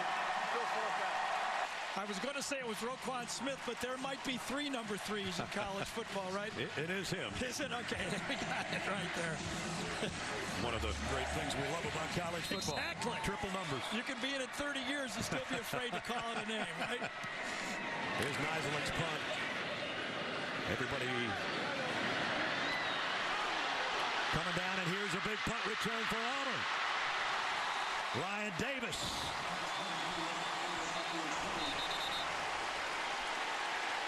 And now we got a fight going on, or a celebration of some sort. We got a flag down, I think, in the backfield. See who this is going against. I thought it was Sony Michel that time that got in the middle of this thing. You see this Auburn team was got drawn away on the punt return. Following the play, dead ball, personal foul, number 1 of Georgia. 15-yard penalty, missed out. Georgia's going to look back at this game and say, how many times did we do something stupid and a flag flying? It was Sony Michel, and it happened way down away from the play. A good punt return, 15 more in Auburn's favor, and they lead 23-7.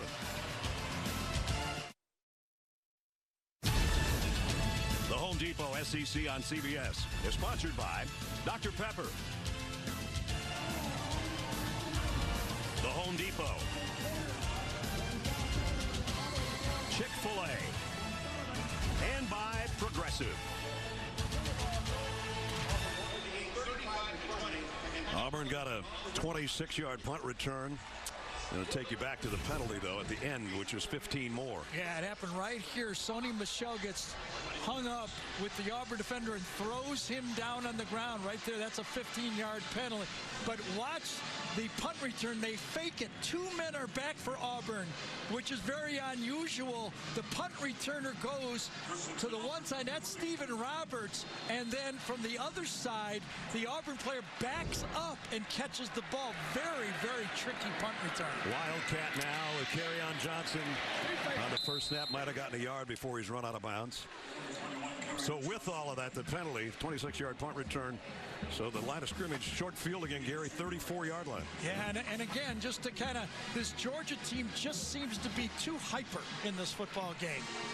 They just are trying a little too hard, doing a little too much, and it's catching up with them. They gave Johnson 2, so it's 2nd down and 8. Here comes that blitz off the wide side of the field. They brought both guys last time. And they're coming again. Stidham's going to throw right into that, and that's a good spot. Davis broke a tackle inside the 20. Davis, touchdown Auburn.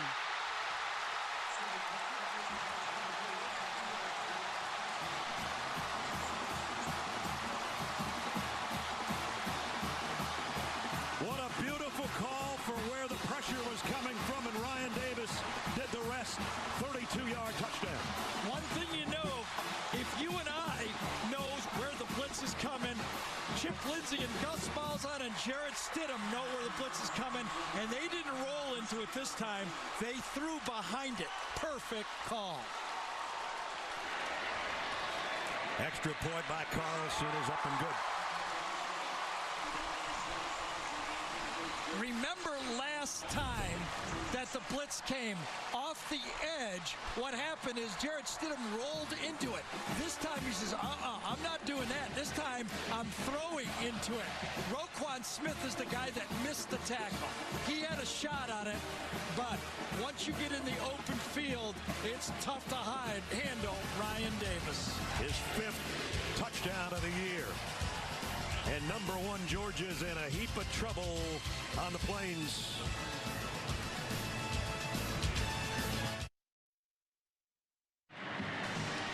Well, after the punt return and the penalty, Auburn only had to go 2 plays for their 34 yards. Ryan Davis 32-yard touchdown reception from Jarrett Stidham. And it's 30-7. Number 10 Auburn at home with a lead. Well, this is just unfolding unbelievably for Georgia, making mistakes, not being able to do what they want to do. Remember, they've only been held under 200 yards rushing 1 time this year, and that was 185 by Notre Dame. They've got 19 yards so far in this game. Wow. Kick's going to be taken by Elijah Holyfield. He's dropped after a return of about 10 yards. And let's get an update. Adam Zucker in New York. Zucker. All right, Ness, the defense is scoring between Iowa and undefeated Wisconsin. 2 pick sixes for Iowa's Josh Jackson. This is the Badgers' Leon Jacobs getting the leftovers and making it 24-14 in the 3rd. Number 8 Wisconsin trying to go 10-0 for the first time ever and clinch the Big Ten West today, guys. Well, Georgia's already clinched the SEC East, but they had bigger fish that they were planning on frying. Auburn's got a different plan right now, 30-7. And Jake Fromm will be under extreme pressure for the next 23 minutes. Nick Chubb, again, nothing doing, a yard maybe. We take a look at the Dr. Pepper SEC standings. In the West, Auburn controls its own destiny. They win today. Then 2 weeks from now, it's the Iron Bowl. If Alabama's still undefeated, they would have an opportunity to beat another number 1 team, then go to the Georgia Dome and beat a Georgia team again. I mean, there's a way. It's incredible. It is. It's incredible. What an opportunity they have. We were here in 2013 when they had those 2 miracles, but playing this well against Georgia, hard to believe. Fromm on a bootleg. Throws complete. One of the few completions since way back early in the ball game. Terry Godwin, but it's not a first down. And the reason Georgia has to throw like that rolling out, just take a look at last week's game against South Carolina. They threw the ball 22 times, but 12 of them were RPOs. The offensive line were run blocking. They only pass blocked 10 times in last week's game against South Carolina. They're going to have to do that in this half. 3rd down at 4. Here comes the blitz from deep on the sidelines. Got a man open. It's Wims. He's got a first down, still on his feet, down near the 31-yard line. Another mix-up by this Auburn defense. Watch 2 guys take 1, and Wims is wide open. A bust in the secondary, and this time Fromm had enough time to make the Auburn defense pay. That's the 3rd time in this game Georgia's had big play opportunities, the first time they've been able to convert one. They're finally back relatively deep in Auburn territory at the 31-yard line. DeAndre Swift in there in the backfield for Georgia now. They fake it to Hardman, who wants to go back to him, and he's going to throw it away. And he took a hit after throwing that pass out of bounds. Checking with Allen. Guys, the Georgia defense was really rattled. Some infighting going on, some arguing, but Kirby Smart doesn't miss a beat. The second they get off the field, he's there. He's calming them down. He's drawing up plays. It got to the point where defensive end Jonathan Ledbetter had to come over to the defense and just say, guys, settle down. Let's have eye discipline. Read everything. Play composed. We still got this. Let's keep our heads up. Ness, I thought Georgia caught a break on that last pass. Jake Fromm was in the pocket and clearly threw the ball away and got away with it. I thought he had Mecole Hardman wide open too, but Now it's Swift, only a yard. Derek Brown made the tackle. Well, when Derek Brown, number 5 right there, is healthy and a big motor, he wins. And you could see that time he just threw away Solomon Conley that time, number 66. Just tossed him away like a rag doll. He was their leading tackler against Texas A&M last week. A big stop there. Georgia, 279, 8th in the country, and today they've got 20 yards on the ground. And this one won't be on the ground either. 3rd and 9. Big rollout. Holland chasing from, and it's incomplete. Gary, do they go for it here? I don't know. From that far, 3rd and long, I think I go field goal, to tell you the truth, and try to get it there. I just don't think they can make it from that far. Darrell Williams, number 49, put the pressure on the edge rush that time, and Jake just couldn't get enough on this pass. I just try to put 3 points on the board. Well, the last time they found the same spot at the end of the second quarter, he missed it from 42. It's going to be another 42. Yeah, Georgia's done a little bit of everything. Mistakes on special teams and a missed field goal on special teams. Beg your pardon, this is 47.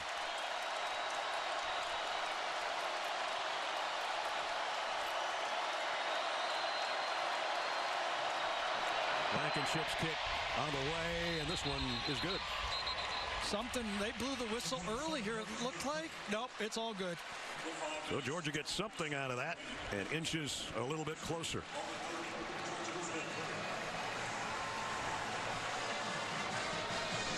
A 47-yard field goal by Blankenship caps a 45-yard drive and gets it to within 20.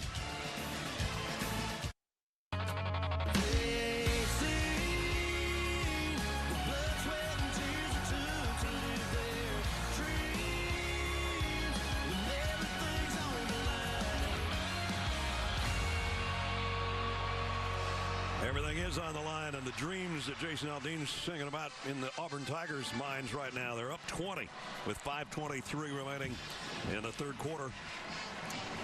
Ness, one of the things that's forgotten about the prayer of Jordan-Hare in 2013 was that Georgia was trailing by 20 points in that game in the 4th quarter. They came back to take the lead. Their quarterback was Aaron Murray. I will say that, but they've been down before, and you got to chip away, and then hope there isn't time for Nick Marshall to show back up at the end of the game. Yeah, exactly. As Kirby Smart would say, you got to keep chopping wood. We got a lot of wood left to chop.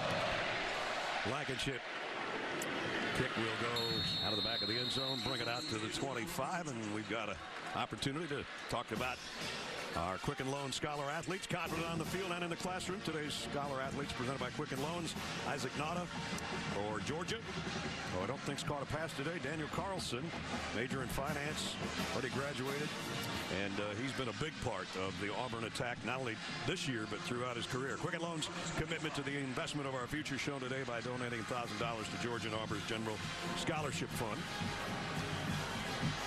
As much as we want to talk about Georgia needing to score 21 points and they were behind by 20 before, it's going to have to be the Georgia defense stepping up. They can't allow any more points. That little flip again to Stone, and there's a way to do it to start with. Lorenzo Carter with a hit. You're not going to make up a 20-point deficit just on offense. The defense is going to have to start getting some 3-and-outs and put the pressure on Auburn. Let them feel that lead, start to get nervous at home. Give J.R. Reed some credit on that, too. He blew up the lead block to let Lorenzo Carter get the tackle for a loss of 3.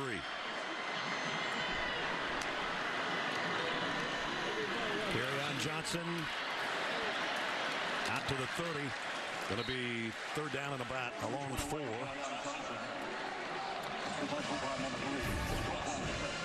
The end of that play was like he was trying to kick out of that last tackle. Roquan Smith had a hold of him. He pulled away from one tackle on the outside. I think it was Sanders, number 24, but not quite the second one. Gary, that gives Kerryon Johnson his 600-yard gain of the season, the 9th of his career.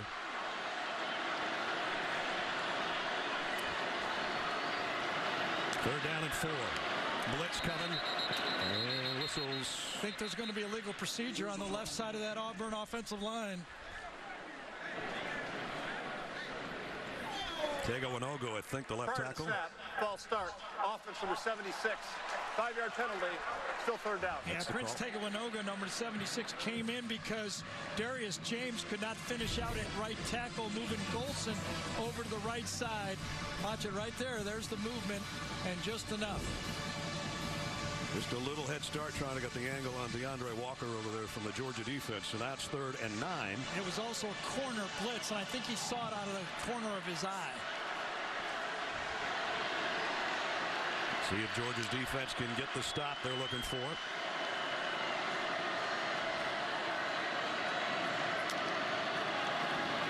Stidham. Pressure coming. And they get to him. And it's Aaron Davis who brings down the Auburn quarterback and forces a punt. Well, that's exactly what the Georgia defense had to do. They got a good stop on first down, and then they got a penalty to make it 3rd and long, and they end up getting a sack. These games can get tight fast, believe me. You think you got a big lead, and then all of a sudden you look at the clock and go, oh my gosh, there's a lot of time left and our lead's shrinking. Nico Hardman, you look behind him. Remember, he dropped his last punt return. Marshall to kick it. Hardman trying to get everybody out of the way. This one's going out of bounds. Going to give Georgia pretty good field position. All the coaches over there pointing at the spot, but it'll be the official little point. Well, they're going to be pretty close. Don't you get the feeling that every Auburn fan here is looking at the clock and go, go. And every Georgia fan's going to go, slow down, slow down. Next Saturday, Mississippi State could get together with Arkansas. Texas A&M will take on Ole Miss in our doubleheader, and then we'll be in Athens as Kentucky and Georgia get together. Home Depot SEC on CBS. Doubleheader kicks off 12 Eastern next Saturday on CBS. Well, Jake Fromm's going to be the hero in a comeback. That offensive line needs to give him the time like that last pass he completed to Wims. Either that or give Nick Chubb or Sony Michel some room to run. In this case, it's Nick Chubb, and he didn't get much. Got about 3. Coming into the weekend, the remaining unbeatens. Alabama playing tonight, so's Miami against Notre Dame. Wisconsin, we just got an update from Adam on that one, and UCF won today over UConn.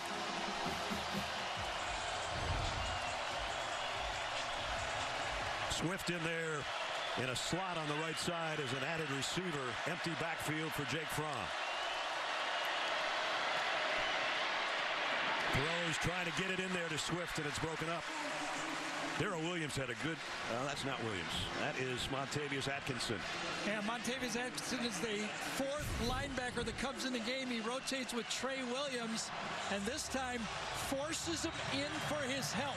He knew he had help inside. He played outside shoulder. Good defensive play by Atkinson. As you said, they knew where number 7 was again. All the time. Only 3 of 10 on 3rd down today for Georgia. Remember, Auburn believes they should dominate on 3rd down. 3rd and 7. Fromm deep left sideline. Wims can't quite get it. Number 6 against number 6 out there. Incomplete. And Brad, I don't think Georgia can go for it here.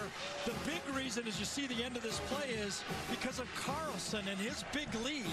His big leg, they cannot give, with this type of a lead, an opportunity for Auburn to put points on the board from this field position. They got to punt. And so they will on 4th and 7, and Nizelek in the punt. Stephen Roberts is back deep for Auburn. Auburn's got the safe on here a little bit.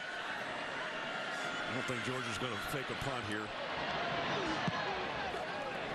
No, it's a dandy. If they can drop it inside the 5, and he did. Yes. Wow. Great kick at the 3-yard line. Nice job by Nizelek. Yep, nice smart play. Good call by Kirby. Didn't gamble too early in the football game. It's still a 4-quarter game, and you just got to play it the way it goes. Thursday on CBS, buckle up for the new drama SWAT. Shamar Moore stars in a new episode Thursday at 10, 9 Central, only CBS. Well, now Georgia's defense has Auburn backed up at the 3-yard line. Jarrett Stidham's going to be taking this snap in his own end zone. Yeah, and you know, Gus Malzahn said, I want to stay aggressive, pedal to the metal, but how do you do that down here? You give it to Kerryon Johnson. And he goes to give him room and almost got a first down. I'm not used to setting up my play-by-play guy like that. Thank you. Just give the ball to Kerryon Johnson and that offensive line, that veteran offensive line. You know, it looks like the Auburn offense is finesse. It's not. It's downhill. It's physical. It just has the feeling of finesse because of all the motion. Look at that total yardage today. And it's Johnson again. And a first down. And this is why I thought that Auburn needed Kerryon Johnson in the fourth quarter, because he's a guy who can eat up time, make first downs, and shorten the game. He's carried it 22 times already. He'll probably only have to carry it about one more time before the end of the third quarter. I don't see how you can be tired when you look up on that clock. You got the #1 team, and you got a 30-10 lead. You don't get tired. No. Here's Stove in motion. Kerryon Johnson again. Out across the 20.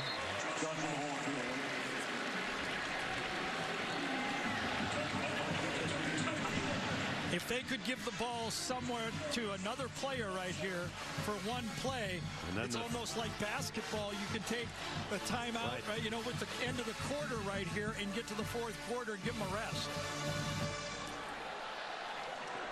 Gus Malzahn said in this type of game, he's not afraid to run his quarterback. Let's see if we might not get a quarterback run and a bit of a rest for Johnson. They shift Davis over in the slot on 2nd and 6. Yep. They're going to throw it out to him. Same thing. And he went for a touchdown last time. He almost got a first down this time. And that's going to wind the third quarter down. Same strategy. Don't give it to Johnson. Get it to the fourth quarter. Get the rest at the end of the third quarter. The Dogs' defense is not giving Kerryon Johnson a 100-yard game. Kerryon Johnson's taken the Georgia defense for a 100-yard game through 3 quarters. Number 10 Auburn leads number 1 Georgia. They're going to do the measurement first and then go to the end of the quarter. They're about a football length shy of a first down.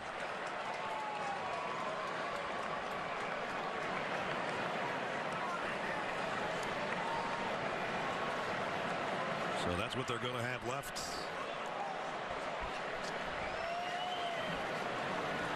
Then they'll mark the chain on the line right there and go to the other side and know exactly where that chain is. And then move it down to the other end. Yep. We love change because in this day and age, we figure there's a better way to do it, but I like the change myself. You know, if we had another Aflac question, I got a good one. Wisconsin clinched the Big Ten. When they clinched it when we were doing, where was that game? Tokyo. Yes, you're right.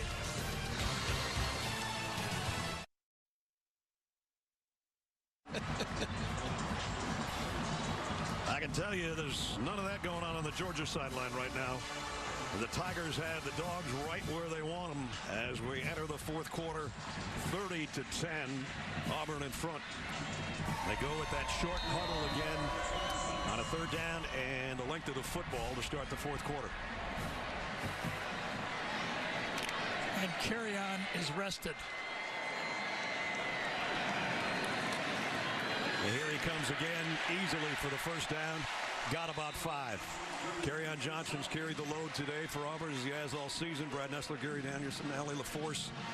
I don't know what Georgia can do right now. Auburn's just too well balanced on both sides of the ball. It's been Auburn's willingness to be balanced through the whole game. But the other part of it is, you know, this Georgia defense held Notre Dame to 55 yards rushing. Auburn's run the ball for 150-plus yards in this football game. And, you know, if you're able to run the ball against this stout Georgia defense, you got a chance. They've made the big plays, but they made the little plays, too. And Johnson, that's the 25th carry for him. Boy, he's just special. Especially for a guy that missed 2 games with a hamstring. You usually think a back like that, you hurt your hamstring and never gets healthy enough to be as effective as he's been.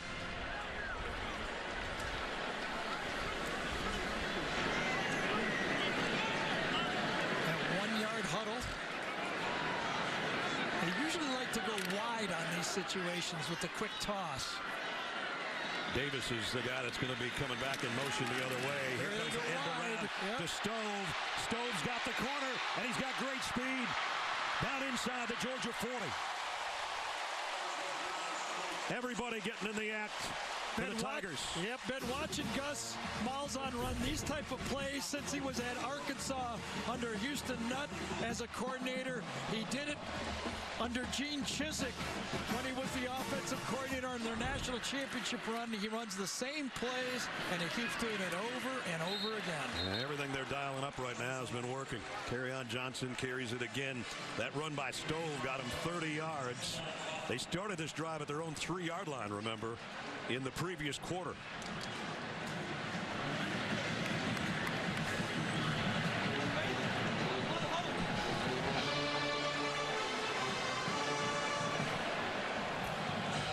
Kerryon Johnson, his 1,000-yard season in his pocket right now. He's got 26 carries. His career high is 31. We saw him do that against LSU.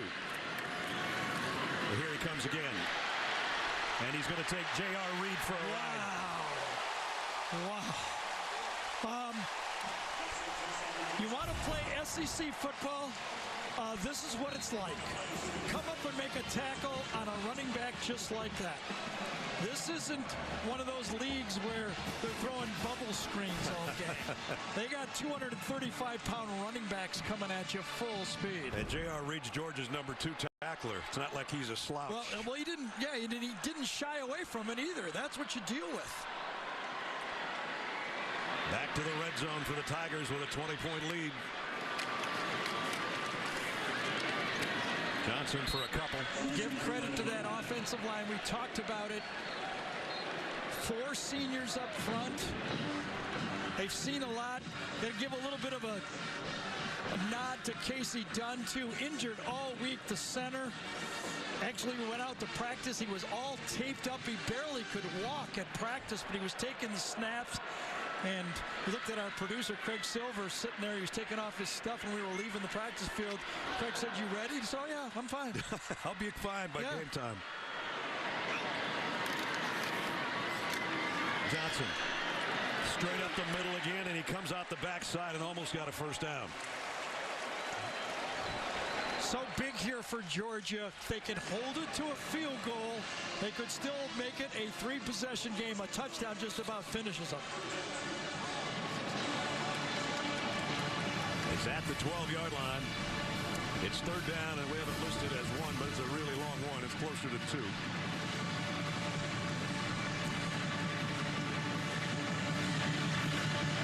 Hastings and Davis run out of that huddle to the left.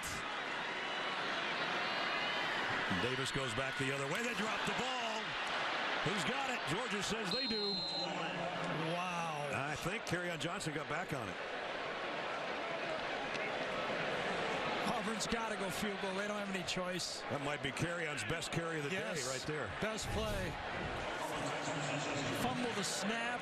It was going to Kerryon on the play, and he ended up with it. Wow.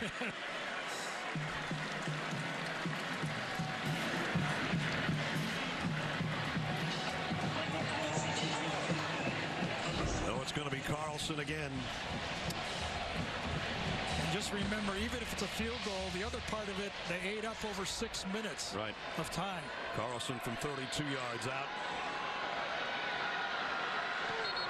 Now whistle before the kick. Prior to snap, delay of game, offense. 5-yard penalty, still 4th down. Carlson's going, I don't like kicking him from 32. Right. Give me a 37-yarder. Well, as you mentioned before, he had a couple blocked last week. Georgia could, with a block here, remember that SEC championship game when they had a block and Al Ogletree ran the field goal back for a touchdown. It changed the whole tenor of the game. Absolutely.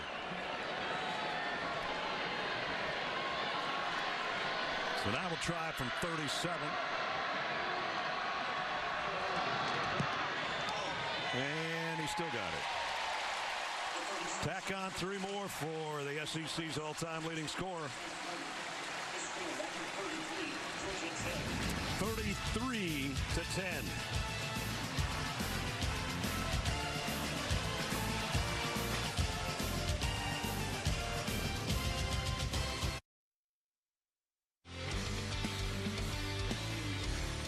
And now it's time for our Geico game recap. And most of the Geico game recap is going to be great defense by Auburn, as Georgia's rushing game especially has been totally shut down today. Jake Fromm's been knocked around. The freshman's had a tough day on the Plains. 4 sacks.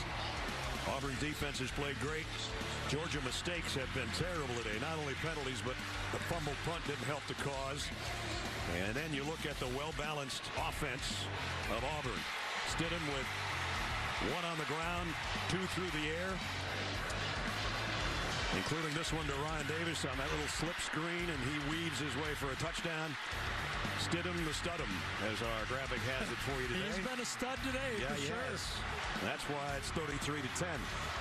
I think the play calling for Auburn has been stud level, and obviously the rush defense for Auburn. Yeah. But if you're calling plays, you know you got to avoid 3rd and long because you can't pass block him. It's just one of those catch-22s. If you're Jim Chaney over there, what do you do? And it hasn't worked so far to say. Right. By the way, throw in 4 field goals by not that guy, but the guy right in the previous picture. That doesn't hurt either. I think the penalties really got Georgia off to the wrong start here. Here's another pooch kick, trying to keep it out of Hardman's hands, and one of the up guys is forced to call a fair catch at the 20, maybe the 21-yard line. Let's get another update. Adam Zucker in New York. Zucker.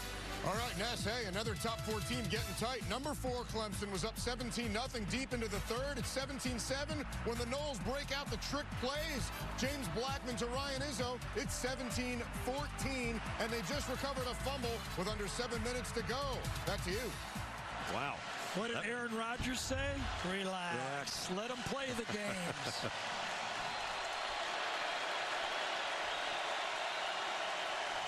No relaxing for Georgia right now. They need points, and they need them fast. Fromm off play action. Hesitates. Here comes the heat. Throws it away. And Jake has to pick himself up back at the 5-yard line again. Again, top 10. Georgia in serious danger right now of going to 9-1. Alabama would move in to the number 1 spot if they beat Mississippi State tonight. Clemson in danger, as Adam just told you, in what looked like the game of the year in the ACC. Maybe it will be. I don't know. 2nd and 10. Brian Harrion gets the handoff on the sweep, but he's running out of real estate. Nowhere to go. Stephen Roberts, they stretched it out, and Roberts knocked him out of bounds. Again, that's what you see on tape when you look at this Auburn elite defense. Players that can run down plays. At times it's Roberts coming from the secondary spot, string it out, nothing there. Run up the middle, and those big 4 front defensive linemen are allowing Georgia to do it. Where do you go? Give Jeremiah Denson some credit, too. He fought off the block of Nick Chubb. And that's why they had to go so wide and didn't get anything. They got a yard, but that's it. 3rd and 9. From pressure coming. Hit as he throws, incomplete. And now it's a feeding frenzy right now for the Tiger defense. What did we start out saying? Auburn believed they not only could win 3rd down and long, they were going to dominate 3rd down and long. That was the game plan all along. That's what Kevin Steele sold on his front 4, that we could dominate 3rd down and turn around this football game. And you can see what happened that time. From the inside out, you get the arm hit and nothing happens. Marlon Davidson with the play. There's Kevin Steele. Marlon Davidson, you saw him dancing off to the sideline after that big hit on Fromm, and forces another punt. It's a beauty. Roberts has to backpedal to the 22. And he'll go down at the 26. So Auburn's got it back with a 23-point lead and 9:13 remaining. Oh, I know what I'm saying if I'm Gus Malzahn and Chip Lindsey now. Don't make a mistake, and we're going to win this football game.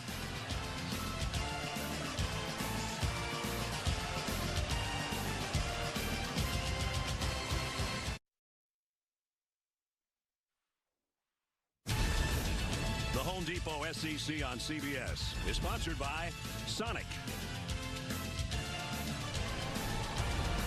State Farm, AT&T, and by Wheels Up. 9:13 remaining in the fourth quarter. Don't forget, later in the game, not too much later, we'll have the play of the game presented by Napa Auto Parts. I got a vote on that one, and I think I know what it might be. It's getting late early, huh? Yeah, it is. Getting late for Georgia right now. Not a lot of time left, and a short time to get there, down 23. Jarrett Stidham told us, biggest game I've ever played in my life, and he has stepped up. Yes, he has.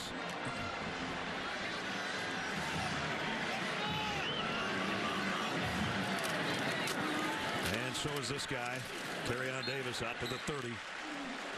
Let's check in with Allie. Guys, Jarrett Stidham is showing great leadership on the sideline. He's in constant communication with his teammates. He's going up to the offensive line in between every single possession and just encouraging them. He even gathered the whole offense to pray before the fourth quarter. And, you know, just talking to Coach Malzahn, he said there's nothing like experience. He admitted his first game was jittery. He went through the Clemson game. He learned a lot, and now he's starting to have that calm in the pocket, and he's able to react instead of think. And you can see it in the sidelines and the way the teammates trust him. Definitely stud him this time around. No doubt.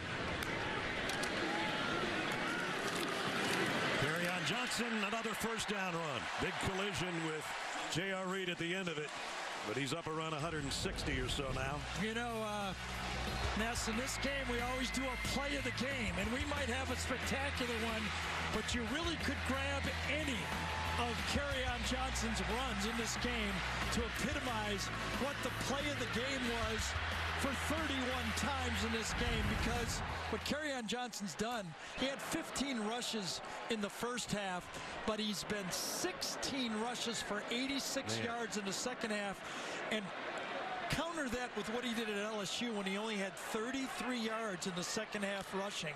The second half rushing, he's been there. And there's his career high rushing, total 32. He had 31 in that LSU game Gary was just talking about, so now a new career high in rushes. But he pointed out, I had 156 yards running against LSU, but only 33 in the second half. He was determined that that wasn't going to happen again. He's the leading rusher for attempts in the SEC at 24 per game. But 3 of the last 4 games, he's carried it more than 30. And, you know, in all our interviews, we kept talking about backup running back Cam Martin. Oh, we like him. We like him. We could see him. We could see him. He's the only running back to really touch the ball. And now it's Stidham on the keeper. Trying to get around the Georgia linebacker. Took a pretty good hit from David Bellamy. That is something that Auburn cannot afford to do. They need Stidham for Alabama and Georgia again. And watch the hit he's going to take here by 3 Georgia defenders. I think he wanted to get down. Yeah. Yes. That was an unnecessary hit because Auburn cannot win without Jarrett Stidham. They got a third down at 3 here at the 45. Boy, that stung him. He is not still 100% from that hit. Going to roll out. Throwback this way to who else? Kerryon Johnson with a convoy in front. Johnson down the sideline. Inside the 20. He's going to score.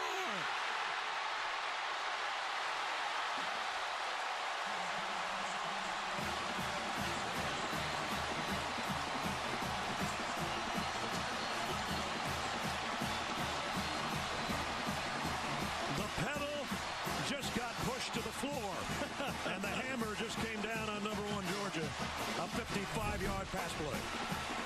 Well, he had 3 great players in front of him. Brandon Smith, Casey Dunham, and Prince Tewanogo. And they cleared the way. And as Brad made the call, you knew he was going to stretch it out and get that touchdown.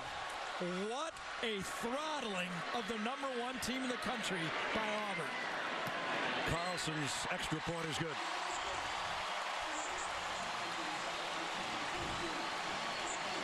The stunned looks on the Georgia sideline, the jubilation on the other sideline tells the story. Kerryon Johnson. Is he the best player in the SEC? He's one of the top 5. I'm going to tell you that right now. 55 yards on the throwback pass. And the Auburn Tigers are putting it on the Georgia Bulldogs on the Plains.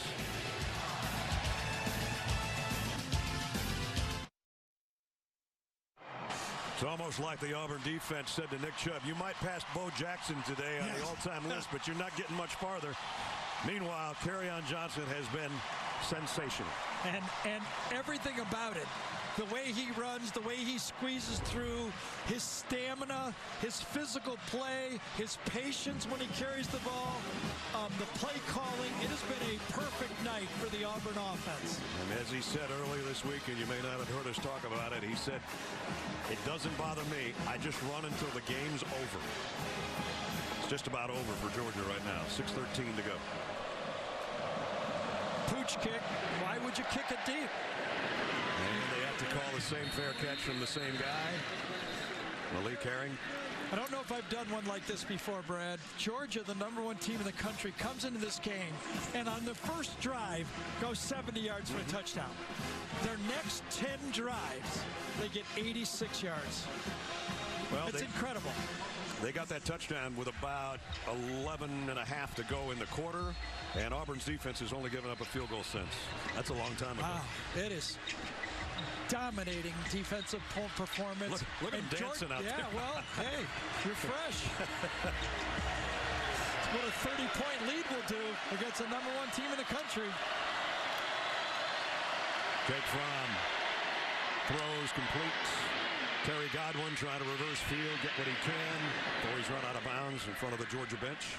Well, right now, Georgia has to think the same thing about their quarterback that we talked about, Jarrett Stidham. The way Jake Fromm is playing, they don't want to lose him. They've got big games coming up in front of them. They still, control their own destiny. If they win the SEC, they're going to play either Auburn or Alabama in the championship.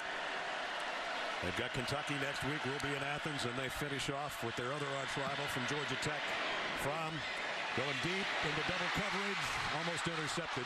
That looked pretty familiar to a pass down the middle like that before. Yes. Bounced up between two guys. Remember, it was two Georgia guys that bounced that ball up. Trey Matthews being one of them. And he's on the other side this time. Well, here's what we're talking about. Same direction and everything, right? Trey's wearing a different uniform there. He's a Bulldog at this point. And Nick Marshall on 4th and 18 lets it rip. Ends up becoming the prayer of Jordan Hare. And now the best run of the day probably by Swift. That wasn't that much. Here's the end of the play we're talking about. And I remember Vern said that's the play of the year, but he didn't realize 2 weeks later there was going to be a bigger one. I think it was me. I think I should say, you're never going to see one like that again. 2 weeks later, we did. Yep.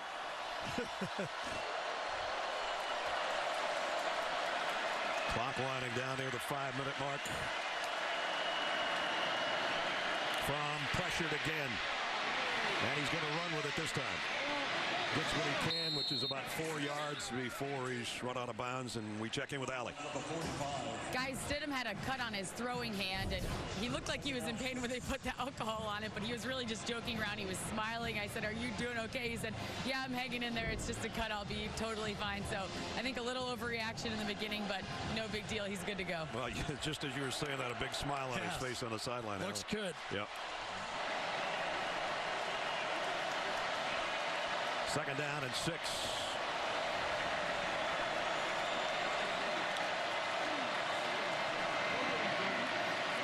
Fromm throws far side. Another good throw and catch. This one to Hardman. But right now, Auburn trying to keep everything in front of them defensively. So the clock winds 4:38. And now starts again after they move the chains. Well, this big stage was not handled well by Georgia, but they're going to get opportunities, as we talked about, to get back on that big stage again. They'll have to start putting it together next week against Kentucky. We'll be in Athens for that one.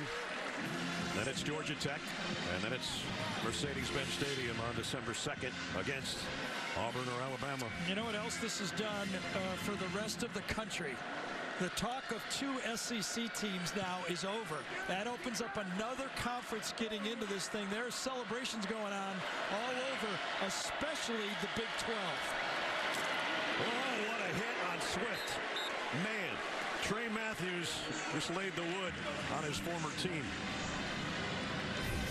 You know, if anyone has to live with it, Sonny Michel went forward on the play, though. You got to give him credit. But Trey Matthews has probably been waiting for a hit like that for 3 years. Last year he had 8 tackles and an interception against Georgia. Back in 2013 he had 12 tackles against Auburn. From deep. Incomplete. Intended for Riley Ridley, who's looking for a flag and won't get one. And we're down to 4th down. Yeah, I think this ball was overthrown. Their feet got, well, you could have made the call at the back end of that one, I guess, on Dean. I'll make you a bet right now. I bet you can't find a roll of toilet paper within 2 miles of this place. Yeah, well, I'm taking one with me then if I have to. You never know. It's a long trip.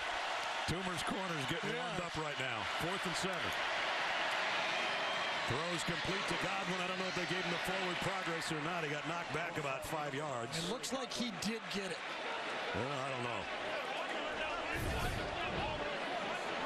It's real close. You're right. The yellow line's right on the 24.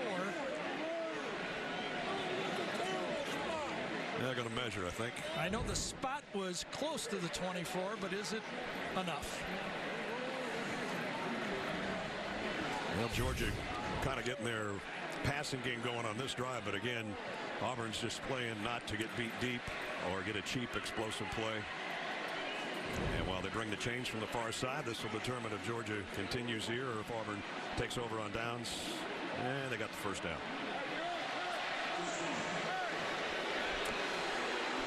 You know, Georgia had won 3 straight in this and 11 of the last 15, but flash you back the last 2 times Auburn beat Georgia.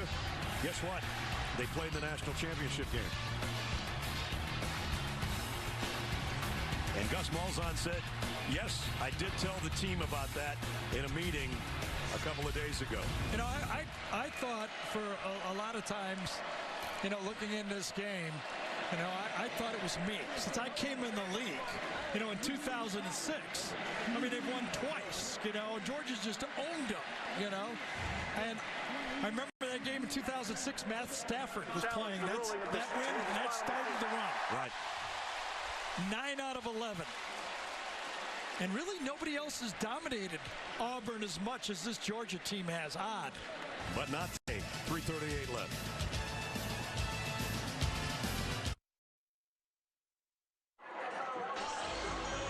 Reason for that delay, they were reviewing whether or not it was a 1st down. Yeah, I think Gus challenged it and Kirby wasn't. The linesman right here is the guy that makes the call. And look where the umpire is up here. He doesn't make the call.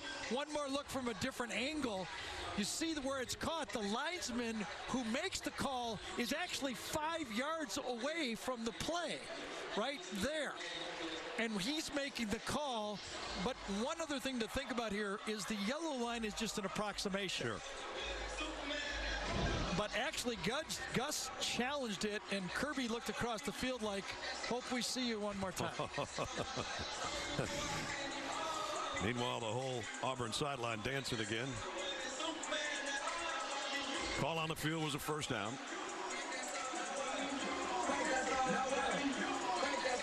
That's how it feels if you're a senior on this team and you've never beaten Georgia.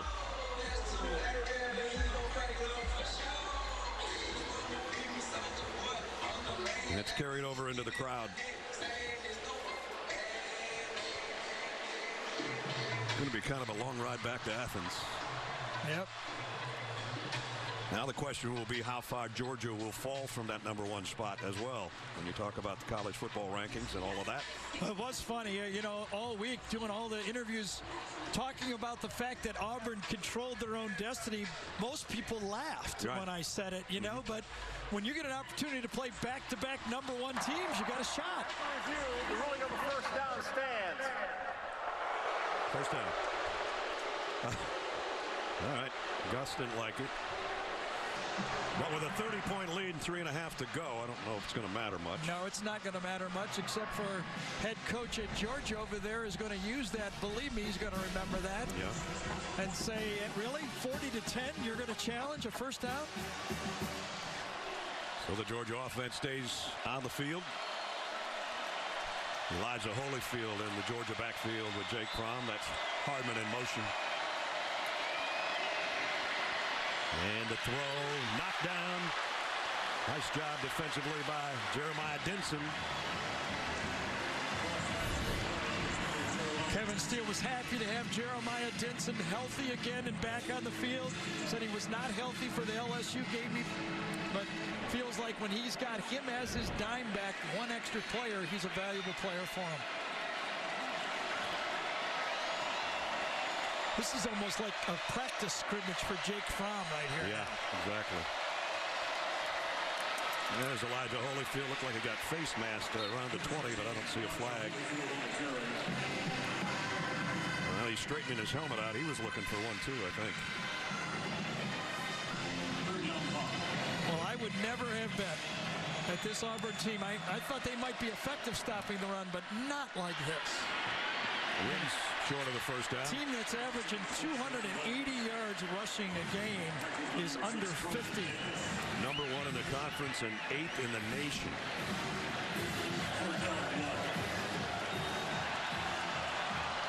Here's another fourth down.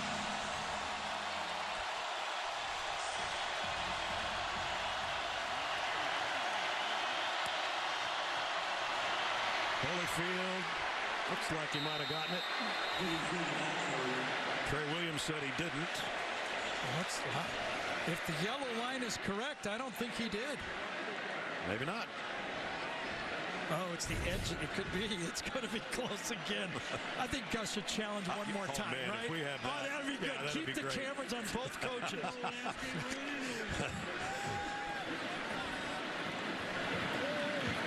It appeared that his forward progress made it, didn't it? I thought so on the first time we saw it, but chains come out for the second time. And they got another one by the nose of the football. A reminder for you coming up when our game's over. Stay tuned for the CBS Sports postgame show powered by Ram. I think there should be a rule in a 30-point game. It's close enough that you just go close enough, right? Length of the football or so. Right. It's okay. Go for it. Now the Auburn defense is thinking we are not going to give up a touchdown. We gave up one on the opening drive. We're not going to give up another one. From what they did. Touchdown, Georgia. Riley Ridley. You set that up really well, though, I have to say. If I was watching at home, I would have stayed to see what happened. Let's put it that way. Good route by Ridley. Pressured the defense to the outside. Jamel Dean had outside leverage, no help inside, and you know, the Georgia and especially Jake Fromm got some experience throwing the ball from the pocket, something he hasn't had a lot of this year.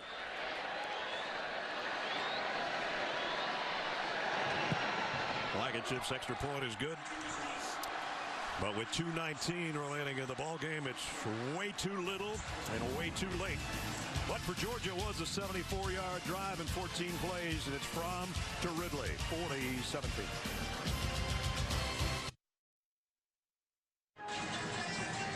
I haven't seen this much dancing since Jason Aldean opened the show with his concert. Exactly. GMC game changer. Any surprise? Mr. number 21, I think Kerryon Johnson probably has changed the game a lot of times for Auburn, but he finished it well, both running and or on this cool throwback. You know what? The biggest game changer might be his draft status after this game, too. That one went for 55 yards and a touchdown. That was really the final blow. And as we said, they will party into the night at Toomer's Corner. Everybody's up close here. The hands team anticipating an onside kick from Blankenship, which they don't get. And he kicks it away. So 2:19 remaining. Auburn takes over 40-17. Well, here's the top 10 teams. You know, around here we don't think we need a committee, Brad. We just do it ourselves, okay? Yeah. The object here is not let the committee control your destiny. And right now, going into this weekend, there were 3 SEC teams that control their own destiny. Actually, I believe all 3 still do. The next group is Clemson and Miami. Should they win out the rest of the way, they are in. The committee wouldn't dare not put them in. And come on, the Big Ten undefeated, they will be in. It's a lot of TV sets up in the Midwest when it's cold outside. So now we go to the committee side, and I know Notre Dame fans are upset that they're not in automatically, but believe me, they're not. Malik Willis in, the backup quarterback, going to run it and get buried. Let's go back to it again. And I believe that the Final Four will come out of these 10.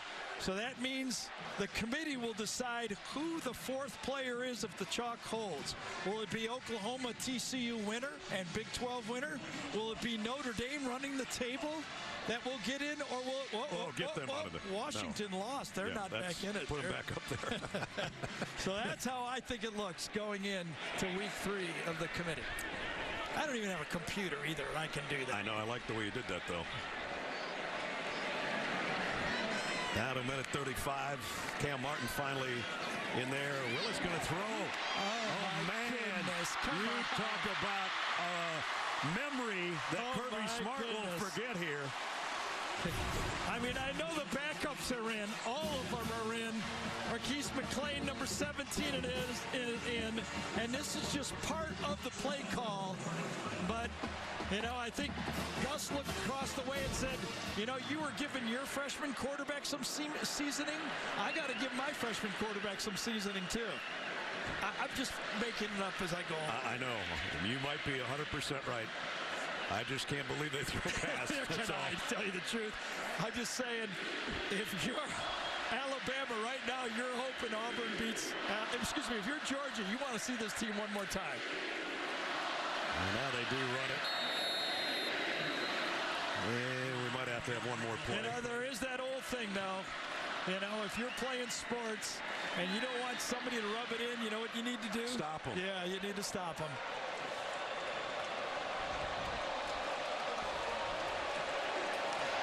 Don't throw. Don't throw it. Don't throw. Don't throw it. I want the clock to run, and I'm headed to Waffle House. Exactly. I got to get there. I don't think he was supposed to. I think Gus is going to go where I didn't call it. I didn't call it. Chip did. And they run it up the middle. And that will end the game. The 121st edition of the Deep South's oldest rivalry. And it was all Auburn today. And there's the handshake. What a big win for Auburn as they go to 8-2. And Georgia falls from the ranks of the unbeaten.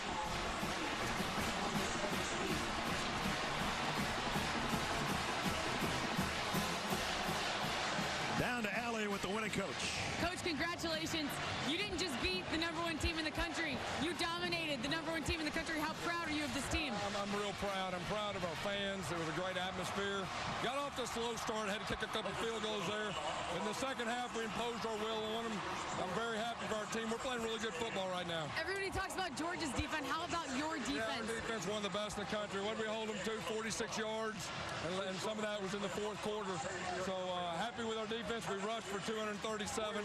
Couldn't be happier. Congratulations, Coach. Thank you. Great balance on both sides today for Auburn. Running the ball with Kerryon Johnson. And the head coach gets a hug from Christie. And Allie's with some happy players as well for the Tigers. That's right, guys. I have the stars of the show. Jarrett, let's start with you. Incredible game out there. You said this would be the biggest game of your career. Was it everything that you thought it would be? Absolutely. This rivalry, it's a big deal around here. And I'm glad we got the win. That's all that matters. What's it like having a guy like this in the backfield? It makes my job a whole lot easier. Hey, and props to those guys up front. they make our job a lot easier. So props to them. Carry on. After the loss to LSU, you told me that this team, this offense, still had something to prove. What did you say to your team heading into this one? That we had something to prove, and we came out here and proved it. They know they had a good defense. We wanted to run the ball. We wanted to throw the ball. We wanted to be balanced, and I think we did that. Trey, it's been a long time since you started your career with Georgia. What are the emotions that you're going through right now, going full circle, beating them, the #1 team in the country, on your home field? Hey, it's a great feeling. I can't explain it right now, man. I just thank the guys up front. I thank my quarterback right here. Man, I'm just so happy right now, man. God works out in mysterious ways. Guys, congratulations on the win. Enjoy it. Thank you. Appreciate it. And the party's going on the field, in the stands, and on Toomer's Corner, I'm sure. Time for a play of the game presented by Napa Auto Parts, a guy that we highlighted in the offensive introductions. As Jarrett Stidham goes back and watch Darius Slayton put the brakes on, make the catch, the adjustment, and the touchdown. And here's how Rod Bramlett called it. That's the throw. Back in the pocket, work it deep, flings it deep down the field. Pass is caught! Touchdown, Auburn! Darius Slayton makes the catch at the goal line for 42 yards, and the Tigers lead 15-7. A lead they never relinquished the rest of the day. Georgia had the opening touchdown. From that point on, it was Carlson's field goals. It was Stidham with his legs. Kerryon Johnson, career high in yardage and carries. And he carries Auburn to a shocking win over the #1 team in the country. 40-17 is the final. We're going to see you next week between the hedges as the Dogs try to put it back together. Auburn's still rolling. Who knows? If they can beat Alabama, they'll see Georgia again in Atlanta. That's going to wrap it up. For Gary and Allie, Brad Nessler saying so long from Auburn. College football postgame show powered by Ram is up right after these messages. So long from the Plains.